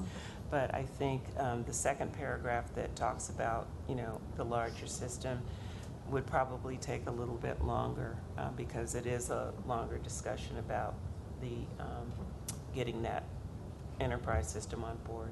What date would you propose for the presentation? Probably February or March. Okay. I'm comfortable with that. February 2017. But do you need March? Or Okay. How about the last meeting in February? That's fine. Okay. Thank you. Okay. And we'll leave the first paragraph the same, though, as December 6th. Right. So somehow a date of the last meeting in February will be put on the second paragraph, and it'll focus on procurement. Right. Someone will play with the language. And just so we're clear on the language, it'll be the procurement platform. Is that correct, Glenn? No, there's no procurement platform. Or whatever that phrase was. ERP. Pertaining to procurement. ERP as it pertains to procurement. And I'll get the correct Well, acronym It definition. means enterprise resource plan. Well, that's what I said. Got that? Joe, do you have that? I do. Okay. I do want to thank you all for your team effort on this. I'm moving forward this motion with the appropriate revisions. So thank you to all of you. And Joe, when would be an appropriate, when do you want this voted on? Same time as bills, or also on the second August meeting? Sure, that's fine. Because I think that still allows enough time for the department to provide the report by December 6th. Well, they now know about Yeah. it. So I'm comfortable with that. Okay, so with no objection, that will also be added to the agenda of the second August meeting. Thank you. Okay, management report. Report on the state of the science on plastic pipe. Marty slipped out while I wasn't watching him, and is currently, I think, at Disney World or doing something fun. Mr. Harisick is at the table today, and he and his staff will present the item. Sure. So at Commissioner Noonan's initiative, the board recently requested an independent study of the use of plastic pipe in the field for water distribution pipeline. The Water Research Foundation was selected to perform that independent study, and the study has been overseen by the ratepayer advocate as well. At the table today, we have John Albert, who's with the Water Research Foundation, and Kathy Martell with Cadmus and Associates, who is working under WRF as their primary investigator, as well as Alvin Bautista from our own staff. This is a pretty exciting study. Commissioner Noonan was able to join the workshop portion of the study recently, and it was very interested. It's generating a lot of interest not only amongst the expert panel that was put together, but is really being looked at nationwide. This is really the first ever study of its kind on plastic pipe, so it's really kind of groundbreaking. A lot of agencies will be looking at the results of this study as well to help make their decisions in purchasing of pipe material. So with that, I'm going to turn it over to John Albert. All right. Thank you for having us, John Albert from the Water Research Foundation. We appreciate you taking the time to help review the draft final of this project with Kathy Martell, the principal investigator. First thing, I did want to review very briefly who the Water Research Foundation is, for those that don't know, and kind of give an outline of the review of this research project before I turn it over to Kathy. So the Water Research Foundation, we're a nonprofit research cooperative founded in 1966. Our mission is to advance the science of water to improve the quality of life, and that mission has not changed since 1966. We're actually quite proud of it. We're in our 50th anniversary this year. So today, the Water Research Foundation is made up of over 940 utilities across the US, Canada, Australia, and UK. And LADWP was a founding member of that research cooperative. As an entity, the Water Research Foundation strives to provide critical information to utilities and the broader water community. It does this through a thorough research and review process, because at the end of the day, the integrity of the process results in information that decisions can be based off of. So this project you're going to hear about is managed by Dr. Jan Zhang from the Water Research Foundation, who could not be here today. He's got over 15 years of experience in infrastructure-related issues. We've commissioned this study to Kathy Martell from the Cadmus Group, who you'll hear from shortly. As part of this project, the Water Research Foundation also convened an expert panel that sits on top of this project to review all deliverables. That's standard practice for all our projects. Also, the Water Research Foundation commissioned a workshop here at LADWP from utilities across US and Canada to share their practical experiences with plastic pipe, which Commissioner Noonan was able to attend and thankfully address. That was really exciting. Utilities were extremely interested. It was the first opportunity. They got to talk openly about their experiences and share common practices. So this is an exciting time. The end deliverable, I want to let you know, will be a publicly available document. What you'll hear today from Kathy is the draft final report. So with that, I'll turn it over to Kathy. Okay. Thank you, and thank you for the opportunity to speak today. I just wanted to give a little bit of my background. I am a professional engineer. I've been with the Cadmus Group for 10 years and been in the industry, drinking water industry, for 30 years. And some of my favorite work is working with the Water Research Foundation, and I have co-authored 15 reports with them. And most of these are guidance manuals for water distribution systems. So that's really my focus, is infrastructure management. So this research need was actually identified by LADWP, but as John mentioned, this is a research need that many utilities across the country are interested in, and they're just waiting for this information. So far, a lot of the information on plastic pipe has come from plastic pipe manufacturing associations, and it's just really hard to just do a reality check on that information. And through the WRF process, we can really vet that information through utilities that are actually installing this material. So it's really valuable to have the utilities as part of the project. So the research need was to document utility experiences with designing and installing plastic pipe. And by plastic pipe, we mean two kinds of materials. The first is PVC, or polyvinyl chloride pipe, and the second is HDPE. It's high-density polyethylene pipe. So those are the two materials I'm going to talk about. The two pictures that you see on the screen are both from projects in LA, and Alvin's going to be talking about those projects a little bit later. The picture on the left is the HDPE material, and you can see that it's very flexible. And the material on the right is a plastic pipe, PVC pipe, I mean.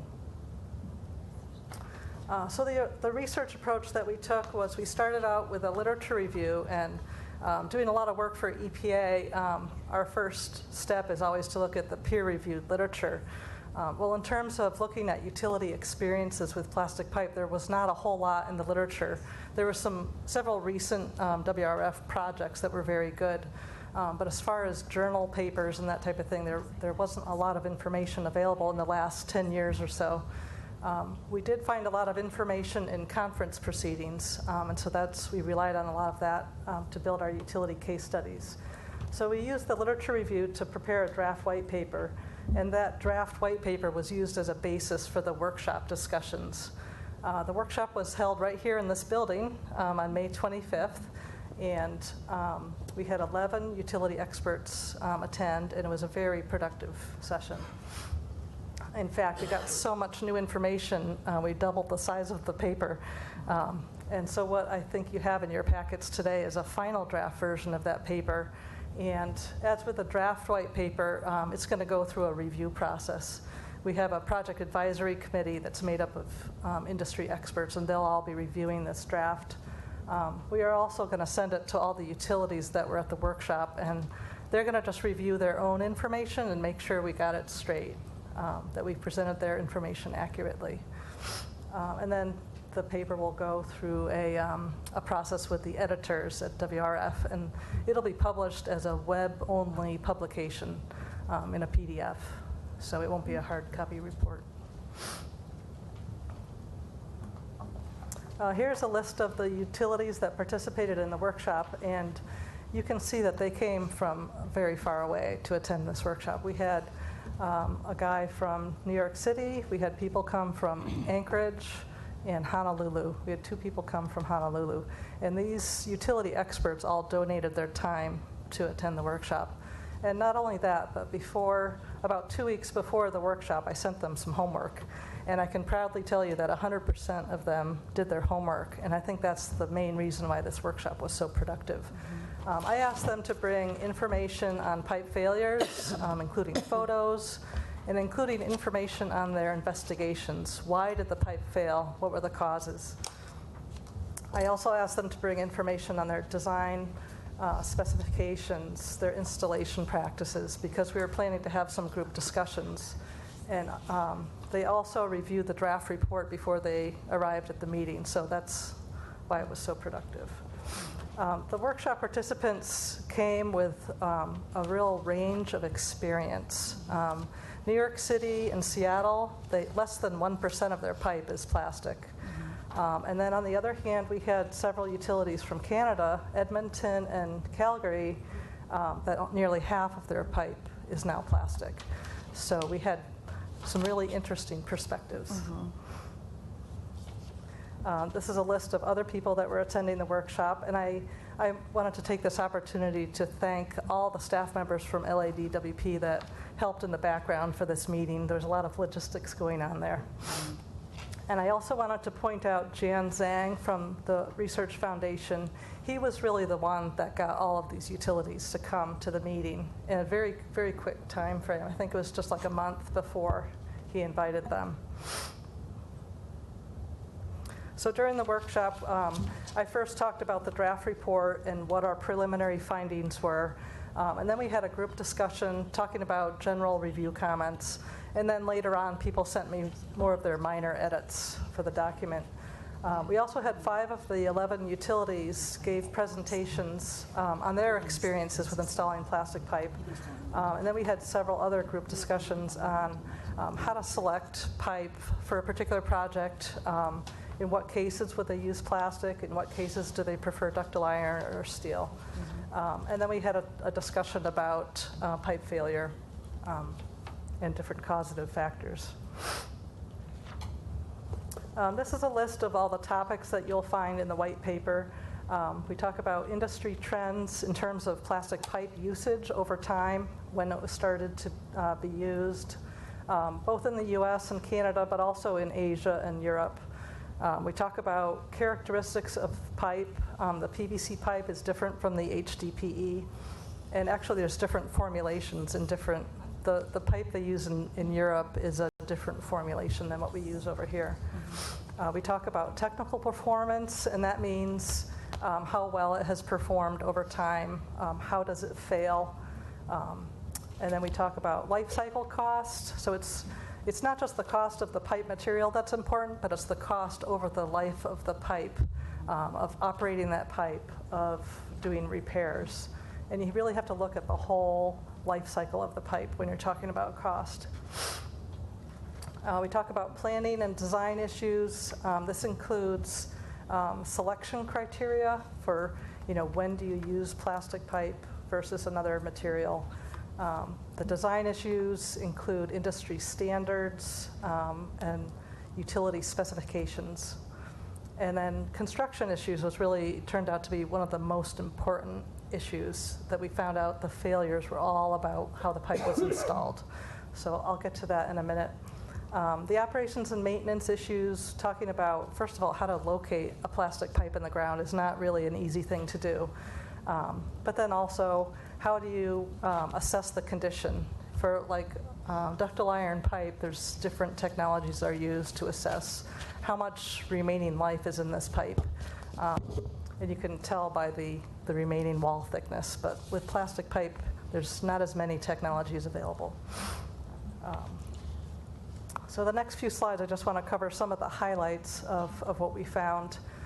In terms of industry trends, I think on a geographic basis, there's a really wide range of how often plastic pipe is used.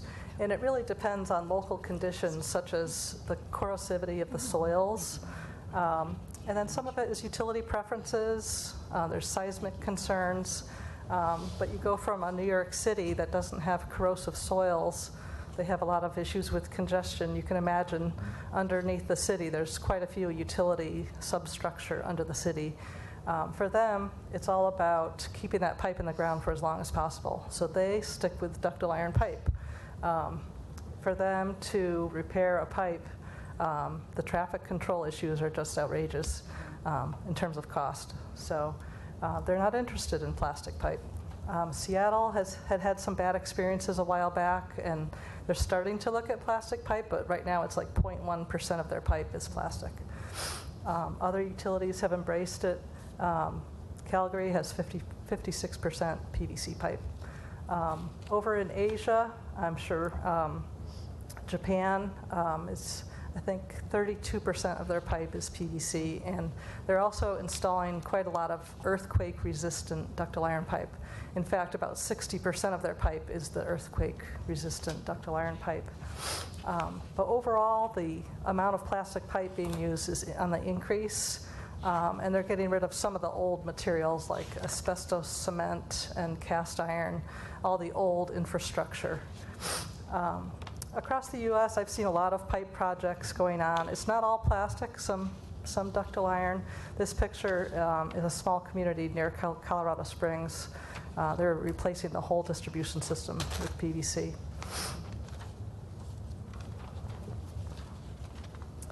Our report covers both the positive and the negative characteristics of the two types of pipe materials.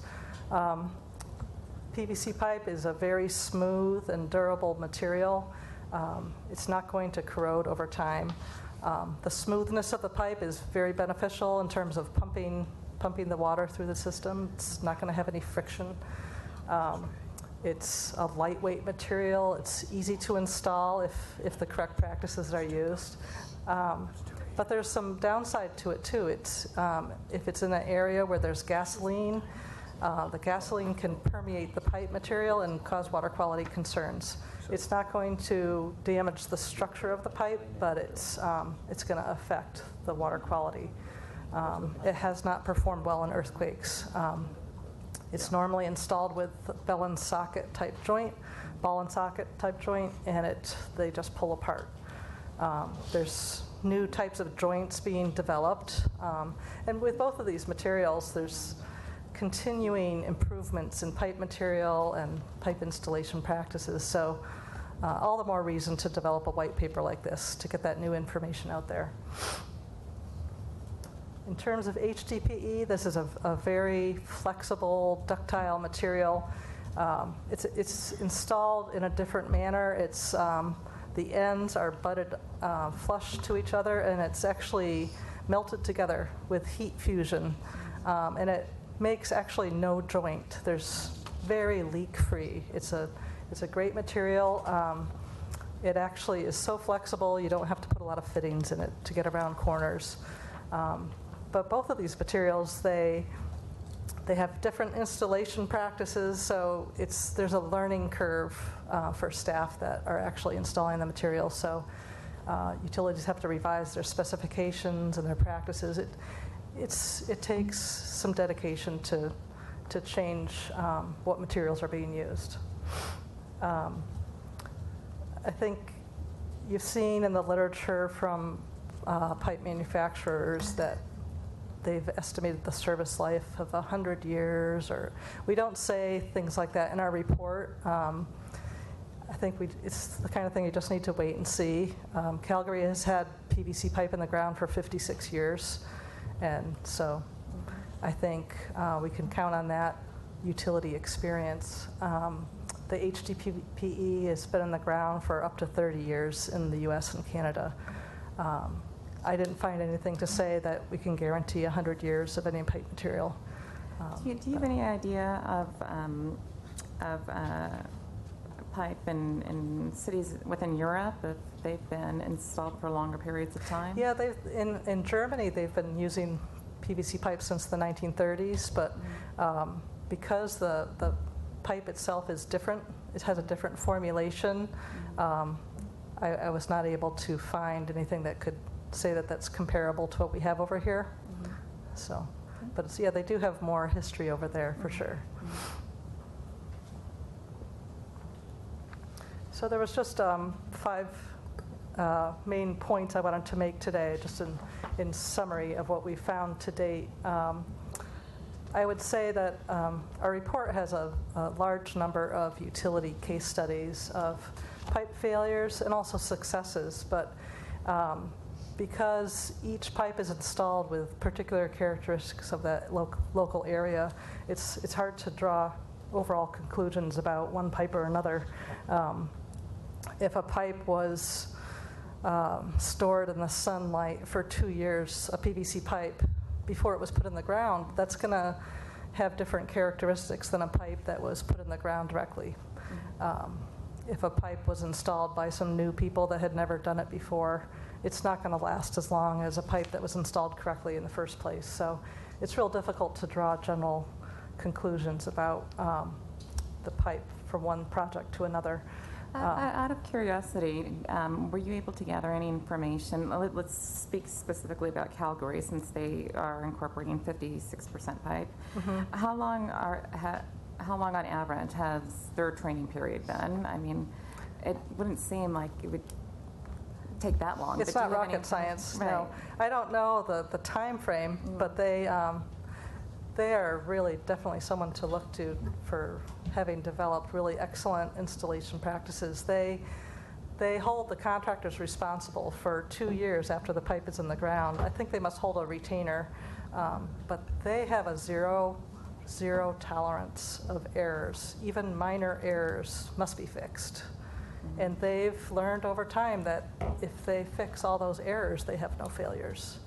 So they just have really tightened up their practices. I don't know how long it took them to get to that point, but it's working for them. So, and that was my second point. Not just Calgary, but many of the utilities that spoke at the workshop talked about using a conservative approach to installing the pipe. And if they don't install the pipe on some sharp rocks and they've got a nice bedding material and they take care while they're putting it in the ground, it does last a long time. And the third point here was that, and I think it was almost unanimous at the workshop, talking about pipe materials. There's certain industry standards for how thick the pipe should be for a certain pressure. But almost all of the utilities said they install thicker pipe because the pipe material cost is insignificant when you look at the overall cost. New York City does not want to go back into Times Square and repair a pipe. It's just too expensive. So that if they were putting in the plastic pipe, they would use quite a thick pipe. And the cost is very small. LADWP is found that the pipe material is less than 5% of the total construction cost. So it's worth being conservative in that sense. And I just want to make it clear that, you know, we're not just promoting plastic pipe here.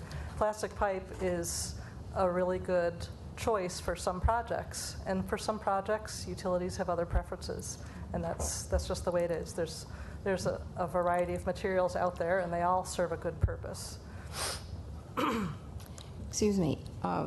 In light of the fact that these don't do well with an earthquake, why are we using these at all in Southern California? Well, there's actually been some new jointing type methods developed for the PVC pipe. They're called a seismic joint, and it actually will absorb some of the deformations from an earthquake. So it's a continuing process of improving what's available. But do we have pipes that are installed now that don't have this? That don't have that? Yeah. No, that's an excellent question, Commissioner Barad. We're actually looking at a seismic resilient PVC pipe.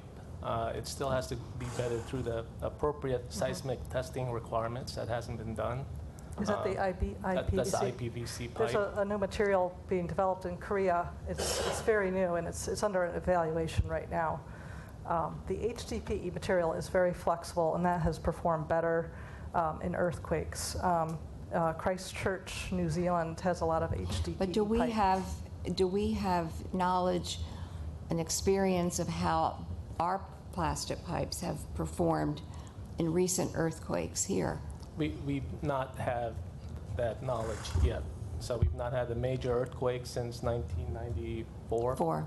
And did we have this pipe installed? We had then? one pipe in 1992. That's the first PVC pipe we put in for recycled water. That's failed a few times because of pressure surges that's up in Universal City.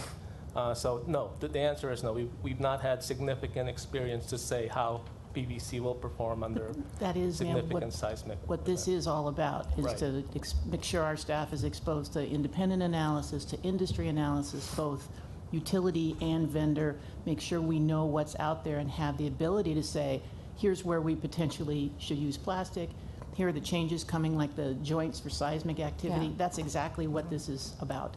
The best information out there right now is really from Japan, so we did review information from there and as well as New Zealand. What has been their experience? Well, there's this earthquake-resistant ductile iron pipe that is their preferred material in Japan, but they are installing PVC as well with the seismic joints, so they're using both materials. But we don't know what their experience has been with those joints yet, do we? Yes, in the last several earthquakes, they had 0 failures with the earthquake-resistant ductile iron pipe. Which we are using. We're pilot testing it now within our service area. We'll be installing Let me know 10 where the more pilot program is, please. Right, that's correct. Because yeah, I mean, really. Yes. Yeah. No, we recognize that. It's not had any failures in Japan. It's proven its success. So that's something we're trying out. Okay. The other question was the pressure. Now, I don't know how you're defining pressure, but the pipes that were along Sunset Boulevard where we had the water main break. Right. And there was a lot of traffic there, and the pressure along the Right. road, constant pressure. So do we know how these pipes perform under that kind of pressure? You are hitting on 2 criteria that I'm getting into my speech Well, now, I'm Kathy, but actually all set here. Can I answer If that? I can, Yeah, if I here you can go. ask all of you, the board does have set time frames for these discussions, and I want to be able to ensure all their questions get answered and the information gets out there, but let's not get too far up too many trails. Right. One of the sensitivities that we learned from the utilities that participated in this workshop is that there's caution that they're exercising with respect to pressure and the busyness of the streets. There's a lot of substructures, such as the case with New York City and San Francisco, who do not use plastic pipe at all in their cities because of their cognizance of pressure spikes and also a lot of substructures in the ground that they have to navigate. So in the case of Sunset, that certainly is the situation. And that's a really high pressure area, Commissioner. So in that particular case, we're using steel. Okay, so you're taking all that into account then? Absolutely. What yes. kind of traffic pattern and pressure is in each of the areas? Pressure is a heavy consideration for us, yes. Okay. Okay, should I go? Okay. Well, I want to first of all thank the board for this direction. Commissioner Noonan, thank you for your leadership. The ratepayer advocate was involved in the process, providing us with input. I thought from a staff perspective, it was a very productive effort because we were able to, it was utility driven, so we didn't have outside influences from manufacturer of plastic, steel, or iron. So it was good from that respect. And I thought the Water Research Foundation did a really good job taking the leadership role and providing a very workable report that benefits us and also others who are seeking to get into the use of plastic, which is an emerging, there's been a lot of improvements in plastic. I got to say that. I've learned a lot in this process. I have to say for the record that plastic has a place in LADWP's water system. We're going to use it, but we have to be cautious and we have to learn from lessons learned from others. And this workshop certainly was very beneficial. Commissioners have questions or comments? I think he's just wrapping it up in terms of LA, where we are at now. Yeah, I could go over this really I'm sorry, quickly. I thought you had finished. Oh, go ahead. Okay, so we have been using plastic for over 30 years. We have about 250 miles of plastic in the system. Most of it is HDPE in the highly corrosive environment of Owens Lake. We have about 30 miles of plastic in-house, and we use it for lower pressure zone areas, corrosive environment with minimal substructures. We do have a very challenging distribution system. We have over 200 regulator stations. We got over 110 pressure zones. I was corrected, it's 130.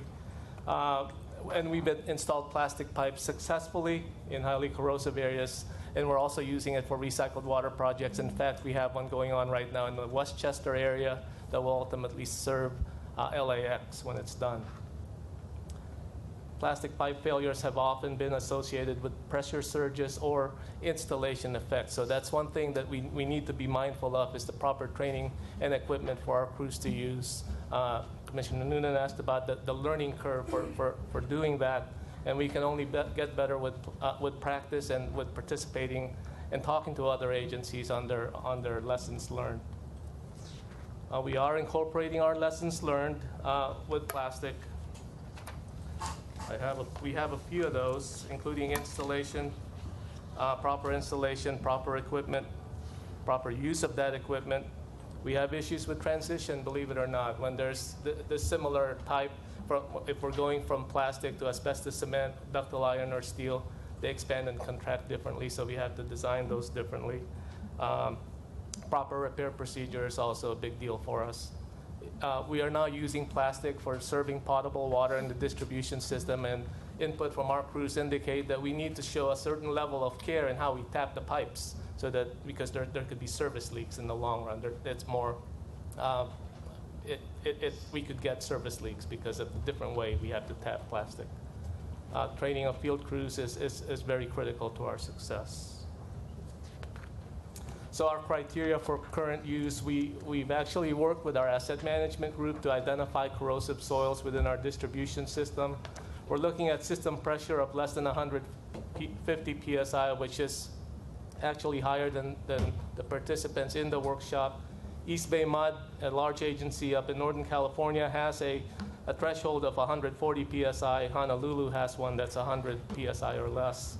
We're also looking at coastal areas with saline water intrusion. Such was the case in the Venice Canal area, where we had 20-year-old pipes that look like 100-year-old ductile iron pipes, so we had to replace that, and we used PVC pipes there. We're also going to be using it for recycled water application, as I mentioned.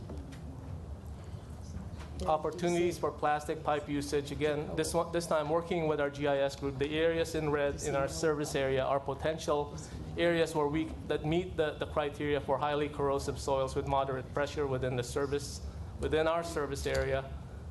And when these pipes come due for replacement, we will definitely be looking into using plastic pipe.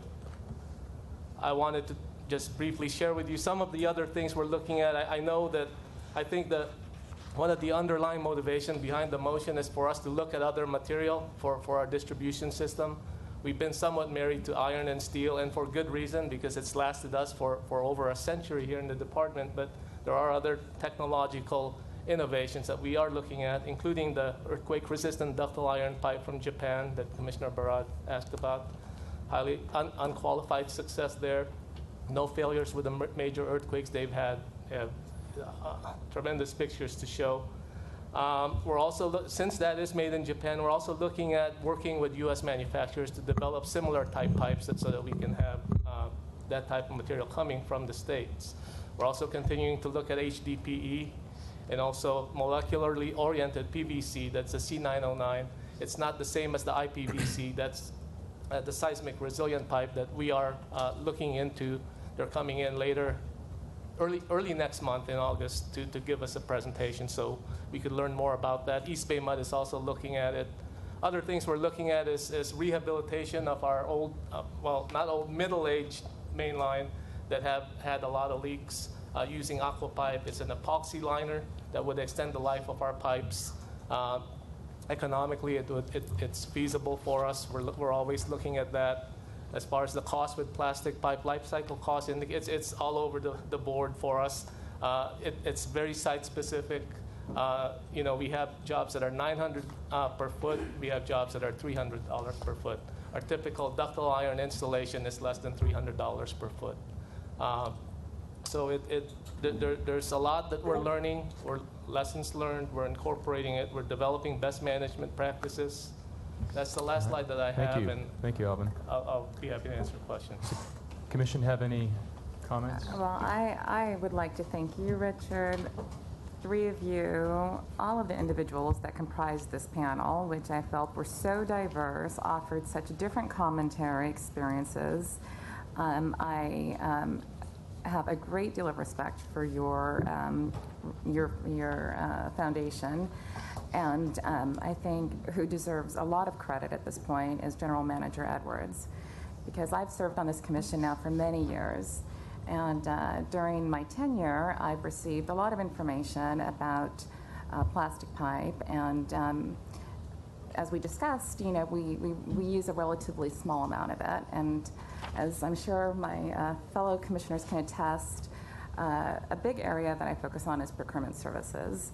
And year after year, I would see us continuing to buy steel from the same vendors. And I kept pushing on the question as to why aren't we looking at new technology that may be more efficient, may be more cost effective, and incorporating that when it's appropriate.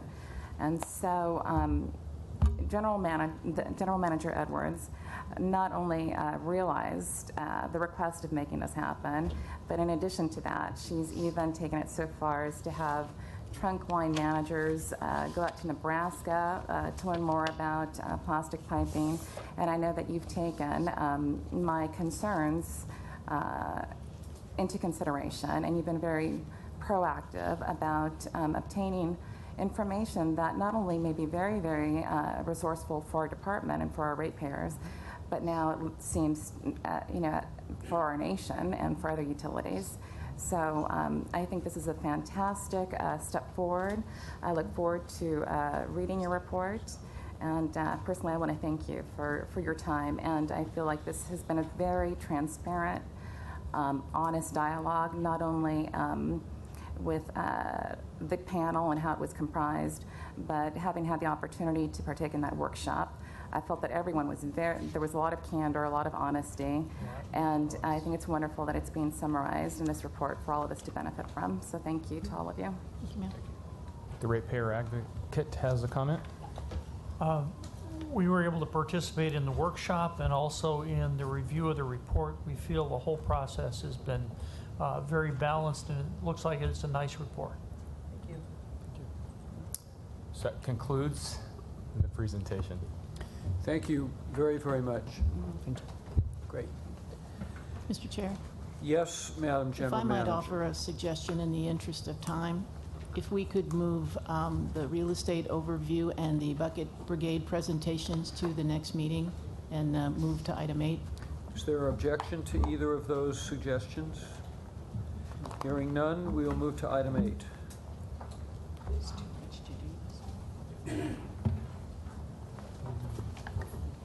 Good afternoon. Linda Lee from the Warren Powers Employees Retirement Plan. In the interest of time, I'm going to make this really quick. The two reports before you are informational only. Under Charter Section 1186 and California Government Code Section 7507, the retirement plan is required to provide an actuarial report analyzing the cost impact of any proposed amendments to the plan at least 2 weeks prior to the adoption of any amendments. There is no action required from the board at this time. Report A is an amendment to correct classes eligible for Tier 1 membership. The classes of construction electrical helper and construction electrical mechanic who were employed in the department prior to the establishment of Tier 2 will now become eligible for Tier 1 membership so long as they continue and maintain continuous employment and become appointed to a regular appointment. The additional cost for this plan amendment is an increase of 0.43% of the estimated total department contribution, which is approximately $2 million per year. Report B are technical amendments to the plan. There are no material costs for these amendments. They address 3 primary areas: survivor's optional death benefit, contribution to the Death and Disability Fund, and definitions of continuous service, LACERS, SARES, and city service. These technical amendments arose because of the Tier 2 amendments. They didn't properly address them in the amendment, so now we're going back to correct them. There are 3 major steps in the plan amendment process. The first step is the Retirement Board recommends to this board the proposed plan amendments. This was completed on June 8th. The second step is the Board of Commissioners approved the plan amendments, and we are now in the process of completing this step. I'm providing the actuarial reports for you to review and for the public to review before you take action. We'll bring the actual resolution back at a future board meeting for you to act on the items. And then the final step is the Retirement Board adopts the plan amendments, and then we amend the plan. That's it. Very efficient and succinct and comprehensive. Thank you, sir. Thank you. Any questions? Thank you very much. Thank you. Okay, Madam General Manager, how expeditiously can we move through our 7 reports? Sir, with respect to the monthly reports, they all have written reports. They've all been included in your binders. If you have any questions, the only one report I want to tease out is the one from the Chief Operating Officer, because I think it's some good news that you'd like to hear. We like to hear good news. Thank you. At the end of that report, you can see that there's an item that says customer results from April 2016.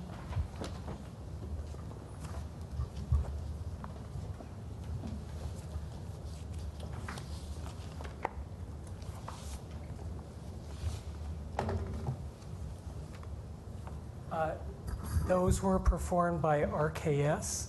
RKS is a firm that does surveys of many California municipal utility associations, and they dive very deep and very specific. What you can see, the customer contact centers, customer contact center, essentially, that's the phones. The experiences have been going up every quarter over the last year and a half. You can see the overall experience is 93% excellent, and below you can see a number of the different areas that nearly all customers are very satisfied with the customer service reps, and we test on courtesy, ability to answer without a manager, understanding, concern, knowledge, promptness in addressing you. So very good information and very good projections. You can see significantly increasing over the last couple years almost, from 76% up to 93%. So customers overall are very satisfied with the ease of reaching a live person, and their trajectory is just going up and doing excellently. Remarkable what can be accomplished when you and Marcy answer the phones. I'll tell you. The next one, we also look at the centers. So not only the phones, but we go out to the centers throughout the city, and we test again individually by center on the overall experience, the environment, and you can see at the bottom the trajectories. And what's really good about this survey is if something isn't working, it jumps right out. And you can see second from the left on the bottom, the ability to respond to a customer concern without escalating it to a manager. In several of the centers, we saw that there was a downward turn in that. And so we could staff that appropriately or train appropriately and really focus on what we needed to do very specifically at a center where we noticed that the responses were not the same as all the other centers. So this gives us really good feedback. But again, you can see they've been ramping up. There was a very high level in July, I should say. It went down a little in January. That's not unusual with all centers. It's right after Christmas. People are coming into the centers because they're trying to pay their bill. So it's not unusual to have things go down a little in January. Then finally, what's the customer experience overall? And what you can see with the call center, about 90% of customers say their interaction with our call center is either about the same, very, or somewhat better than other call centers. So 90% there, and about 2/3 of our customers when they come into the centers in person. So what we'll be looking at now is how to improve those numbers for people visiting our centers in person. We also have responses from surveys with J.D. Power. They're also improving, and we'll come back in the next several meetings and present the results of the J.D. Power survey. And that's it. Fantastic. Very Thank you. good. Commissioner Barad especially Yeah, is I'm focused on thrilled. this issue. Thank you very much. That's it for the reports. Yes, sir. So, Council? So at this point, we will recess into closed session to address the items set forth in Agenda Item 10, and we will reconvene in open session thereafter to resume the rest of the agenda and report any actions taken in closed session that are reported. Very good. We'll recess into closed session.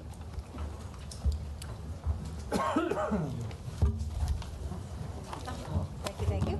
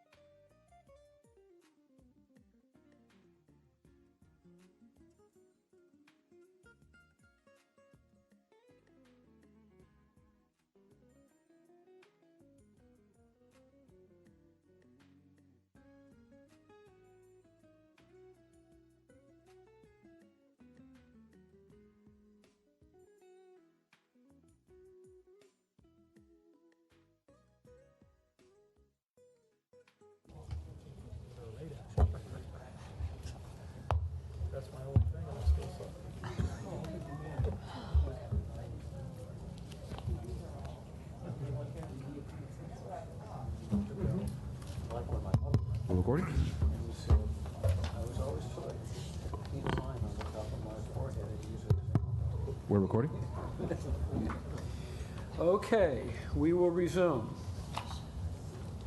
We will begin with the approval of the minutes from the June 21st board meeting. So moved. About number 11? Item number, oh wait, I'm sorry. Item number 11, I forgot about that one. Yes, Barbara.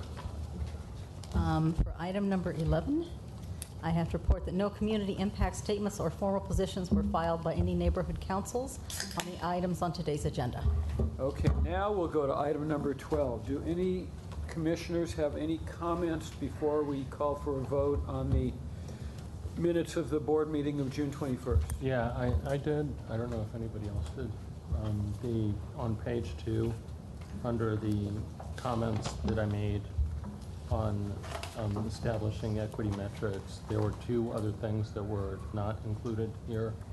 One was if that board presentation is given, again, it should make sure that on the statement of intent that it's corrected, or my positions reflected that the equity metrics were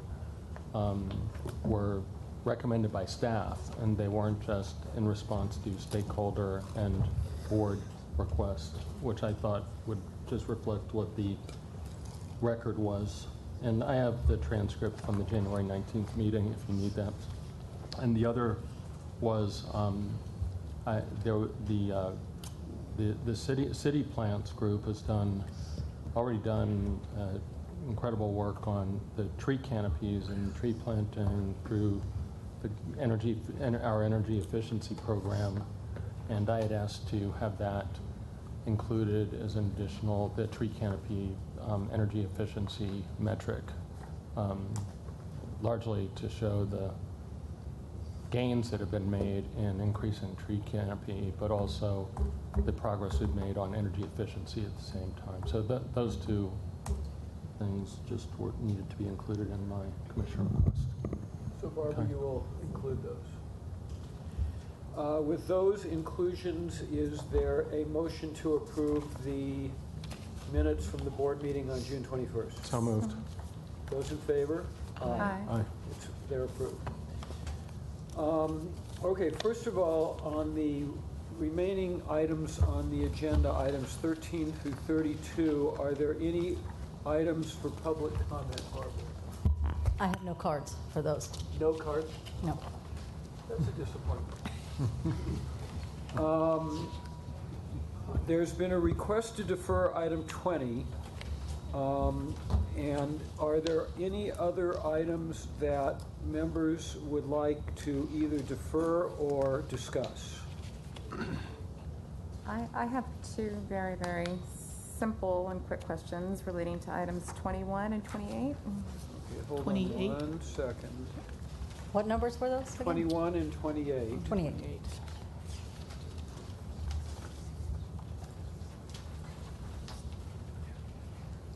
Any others?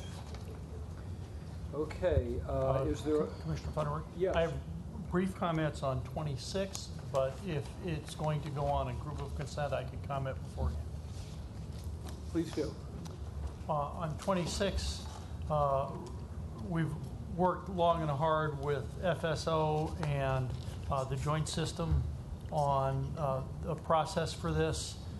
We're going to be visiting additions to this regulatory asset, which can be up to $300 million in total annually, looking at what qualifies and the amounts. We'll be going through that the first time this fall, coming back to this board probably in November. We can have a discussion on that probably at a meeting before the decision, so the process is understood. But you're okay with the resolution for today? We're okay, and we have a report that says it's okay. Great. Included with your document. Thank you for your help on that one. Okay, is there a motion to approve items 13, 14? Sir, if I could interrupt you very quickly, do you need a vote to defer 20 before you, Well, or the rest? I'll ask for that vote after Okay. I do this. 13, 14, 15, 16, 17, 18, 19. 22, 23, 24, 25, 26, 27, 29, 30, 31, and 32. So moved. Second. Those in favor? Aye. Aye. Those are approved. Is there a motion to defer item 20? I move it. Is there a second? Second. Those in favor of deferring 20? Aye. Those Aye. opposed? It's deferred. Item 21, Commissioner Noonan. Well, Richard, actually, I appreciate you elaborating on what was given to us. So most of my questions have been answered, but I will state that when I was reading the request, I felt as if there was conflicting information in terms of the sites being referred to as property versus parcels. I wasn't clear whether or not there were homes constructed on the site, if so, how large they were, because the amount of money that we're receiving for these two sites seemed very low to me. So in the future, I would request that more information is outlined.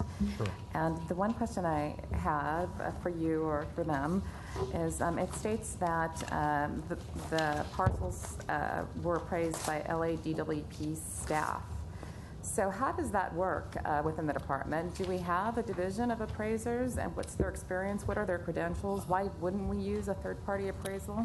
I've been a licensed appraiser with my name is Guy Lammers. I'm the department's licensed appraiser. I've been a licensed appraiser from the state in the State Office of Real Estate Appraisal. Now it's called the Bureau of Real Estate Appraisal since 1992. Prior to joining the department, I worked for Bank of America, Wells Fargo, not Wells Fargo, Grubb & Ellis. My client list was the Fortune 50. I did work for Wells, General Electric Capital, Merrill Lynch, J.P. Morgan Chase, the whole. So are you the staff appraiser? Or Yes. Do you, okay. And from time to time, we do use a third party or outside appraisers. We also have a list of outside appraisers, yes. Okay, I'm satisfied. Okay. Is there a motion? So moved. Is there a second? Those in favor? Aye. It's approved. Guy's got a job. The question is, who did you not work with? That's rhetorical. That's rhetorical. Some of them have been out of business. Item 28, Commissioner Noonan. Item 28 is mine, Commissioner. Oh, I'm sorry. Okay. So. Well, it's Commissioner Noonan's request, my item.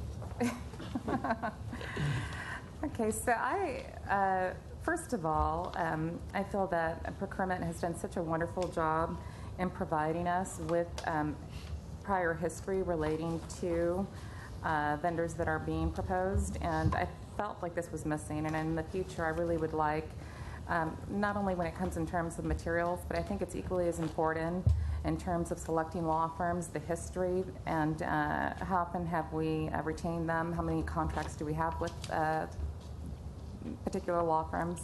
I think that plays very heavily, at least into my consideration, in terms of bidding and also the way that things are worded. So I found that there were a lot of, I felt as if this request kind of went two ways. In some areas, it stated that you were requesting an amount of $2.7 million, an amount not to exceed $2.7 million for 3 years. But then as I read more into it, and I actually read the resolution, it changes tones and it says, the initial appropriation will be $2.7 million. And when you read the contract, it's almost as if it's anticipated that that $2.7 million is going to go through very quickly. So I would like your opinion as to, if you do have any knowledge as to how often we do use this firm, if you do think $2.7 million will be surpassed, if so, by what time frame? And also, if you could just speak to the norms. Is it competitive for a law firm to have the ability to increase their fees within a 3-year period without any kind of ceilings? Because that was kind of worrisome to me as well. So if you look at what it does say, not to exceed in the reso as well, and with Van Ness in particular, there are FERC counsel, and so a lot of times we don't know ahead of time, sort of like when we were talking about regionalization today, when our tariffs get challenged or when we have issues that impact on the federal level, we can't predict ahead of time the reaction from outside folks. So we, based on past experience, we set an amount, and we're not saying we'll use the entire 2.7. And in fact, we do it on a task basis. So if we give them a particular FERC challenge or a particular project, it'll be with a specific task budget. And so this is based on our predictions. We've used Van Ness in the past, and they've provided exceptional service over the years to us. And on contracts going forward, I'll make sure that we include that additional information on history with firms. I think that'd be helpful, and if it's appropriate, also to contemplate whether or not other firms chose not to respond, et cetera, et cetera. I think that really helps in terms of transparency. Certainly. And as for the question as it relates to firms having the right to increase their fees and for there not to be any cap? They don't. So what we do is, for instance, if circumstances came around that necessitated, if we had greater amounts of FERC activity or other challenges, that we would not do any unilateral increases. We would have to come back to the board for additional authority as warranted by the situation. I'm not a lawyer, but that's how I read it. I read the contract as them stating they had the right to do that. So, and the other thing, the reason we say the initial appropriation is because in the event that we do need to come back for more money, we don't want to be in a situation where somebody says, well, the contract was limited to this amount, and so you're going above what the RFP was for. Yeah. And I think not to take up too much more time, but I was specifically addressing the fact that they have the right to increase the salaries of their partners, their associates, and what really bothered me was the fact that they're charging us 10 cents per page to copy things. I mean, is that the norm? I don't know. Yeah, so we have, throughout the city, we have norms with respect to how much you're allowed to charge for photocopying, and Van Ness, I don't have their regular hourly in front of us, but the rate they provide us is substantially reduced from their regular rate for both partners and associates. I think any additional context of that nature would be helpful, Certainly. at least to me, so thank you. Dr. Pickle? When hiring a FERC expert law firm, you're really, in some ways, hiring an expert witness. So there's a very limited number of law firms that specialize in this area. And Van Ness Feldman has been one of the preeminent firms in this area since at least the 1970s. So they're a good firm to have on your side. Okay, great. As opposed to the other side. I appreciate your feedback as well. Yeah, I Thank can you. attest to that as well. Great. So moved. Me too. Is there a motion? So moved. Second, those in favor? Aye. Aye, it's approved. Well, we started the calendar of open items later than ever, and we finished it more efficiently than ever. So, I think in part your focus on the issues that come with hundreds of millions of dollars of implication, I think you're correct. Talking about those and getting more in depth on those and getting more board guidance is going to be critical, particularly in the next few years. I could not agree more, and I applaud your getting us focused, very beginning to get us focused on it. Are there any other comments or questions? Can we discuss 32? Oh, I'm sorry. You already passed. We approved it, but sure. We approved the fact that we're going to start at 10. What I just wanted to see is if some of us have some comments as to the order of things regarding the agenda. Well, Where do we what is the procedure It's my for that? understanding that the approach, at least until further notice, is pretty much what we did today. And by the way, I'll editorialize and say I think it's a good approach because it focuses us early on the most important issues. But if there are if people would like to discuss it, there's no reason not to. Can we discuss it now? Yeah. Okay, I think that it's a good beginning. What I thought was that it was too heavily laden with reports, so that at some point it's like I wanted to wave the flag. Okay, got it all. But that's me. I think that if we could look at this individually, the items, the categories, and maybe put something right after closed session, leading into the consent calendar, that would help. I think it's too many reports, too much information. We could move the management reports, Yeah, and that last section. I think you get kind of, I did get kind of glazed over with too much information. Well, let me just say, I would think this is an unusual agenda. We don't usually have all these reports other than the management reports. I don't remember 3 reports such as plastic pipe, bucket brigade, and real estate coming to a single agenda. It seems to me the first item being the substantive high stakes DWP item ought to come first. And Madam General Manager, how often are we likely to have other substantial reports such as the ones we had today? The regionalization, the legislative impacts, we need to start tutoring the board on the significant market changes that are coming down the pipe. There are any number of large decisions like that that are going to be coming up that we need to start preparing for. But what was unusual today, Jill, I think is, first we had the regionalization, which I think everyone agrees was key. But then we had equity metrics and Christina's, those are not going to be normal reports. And then we had the 3 management reports responding to specific commissioner requests.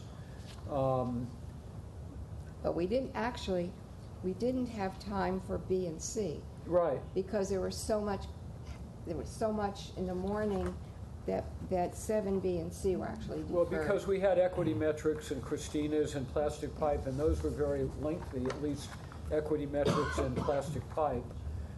That's not normal, I don't think. I think we should try. It's not normal, and we also had no other meeting in July. And so I'm forced to compress this because the commissioner's interests are obviously my interests, and I need to get it on the agenda. But that lack of a first July meeting was very problematic, and it really heaped up on this meeting. I'm just saying, I don't think we're normally going to have a whole pile of reports. Is it possible to have the monthly reports? Well, I guess it all depends on what the commissioners want. Every single one of these reports was a commissioner request. No, I'm talking about the monthly report. There really is no problem in moving the monthly reports. Page 2. Oh, to after we get out of closed and before we open. Yeah.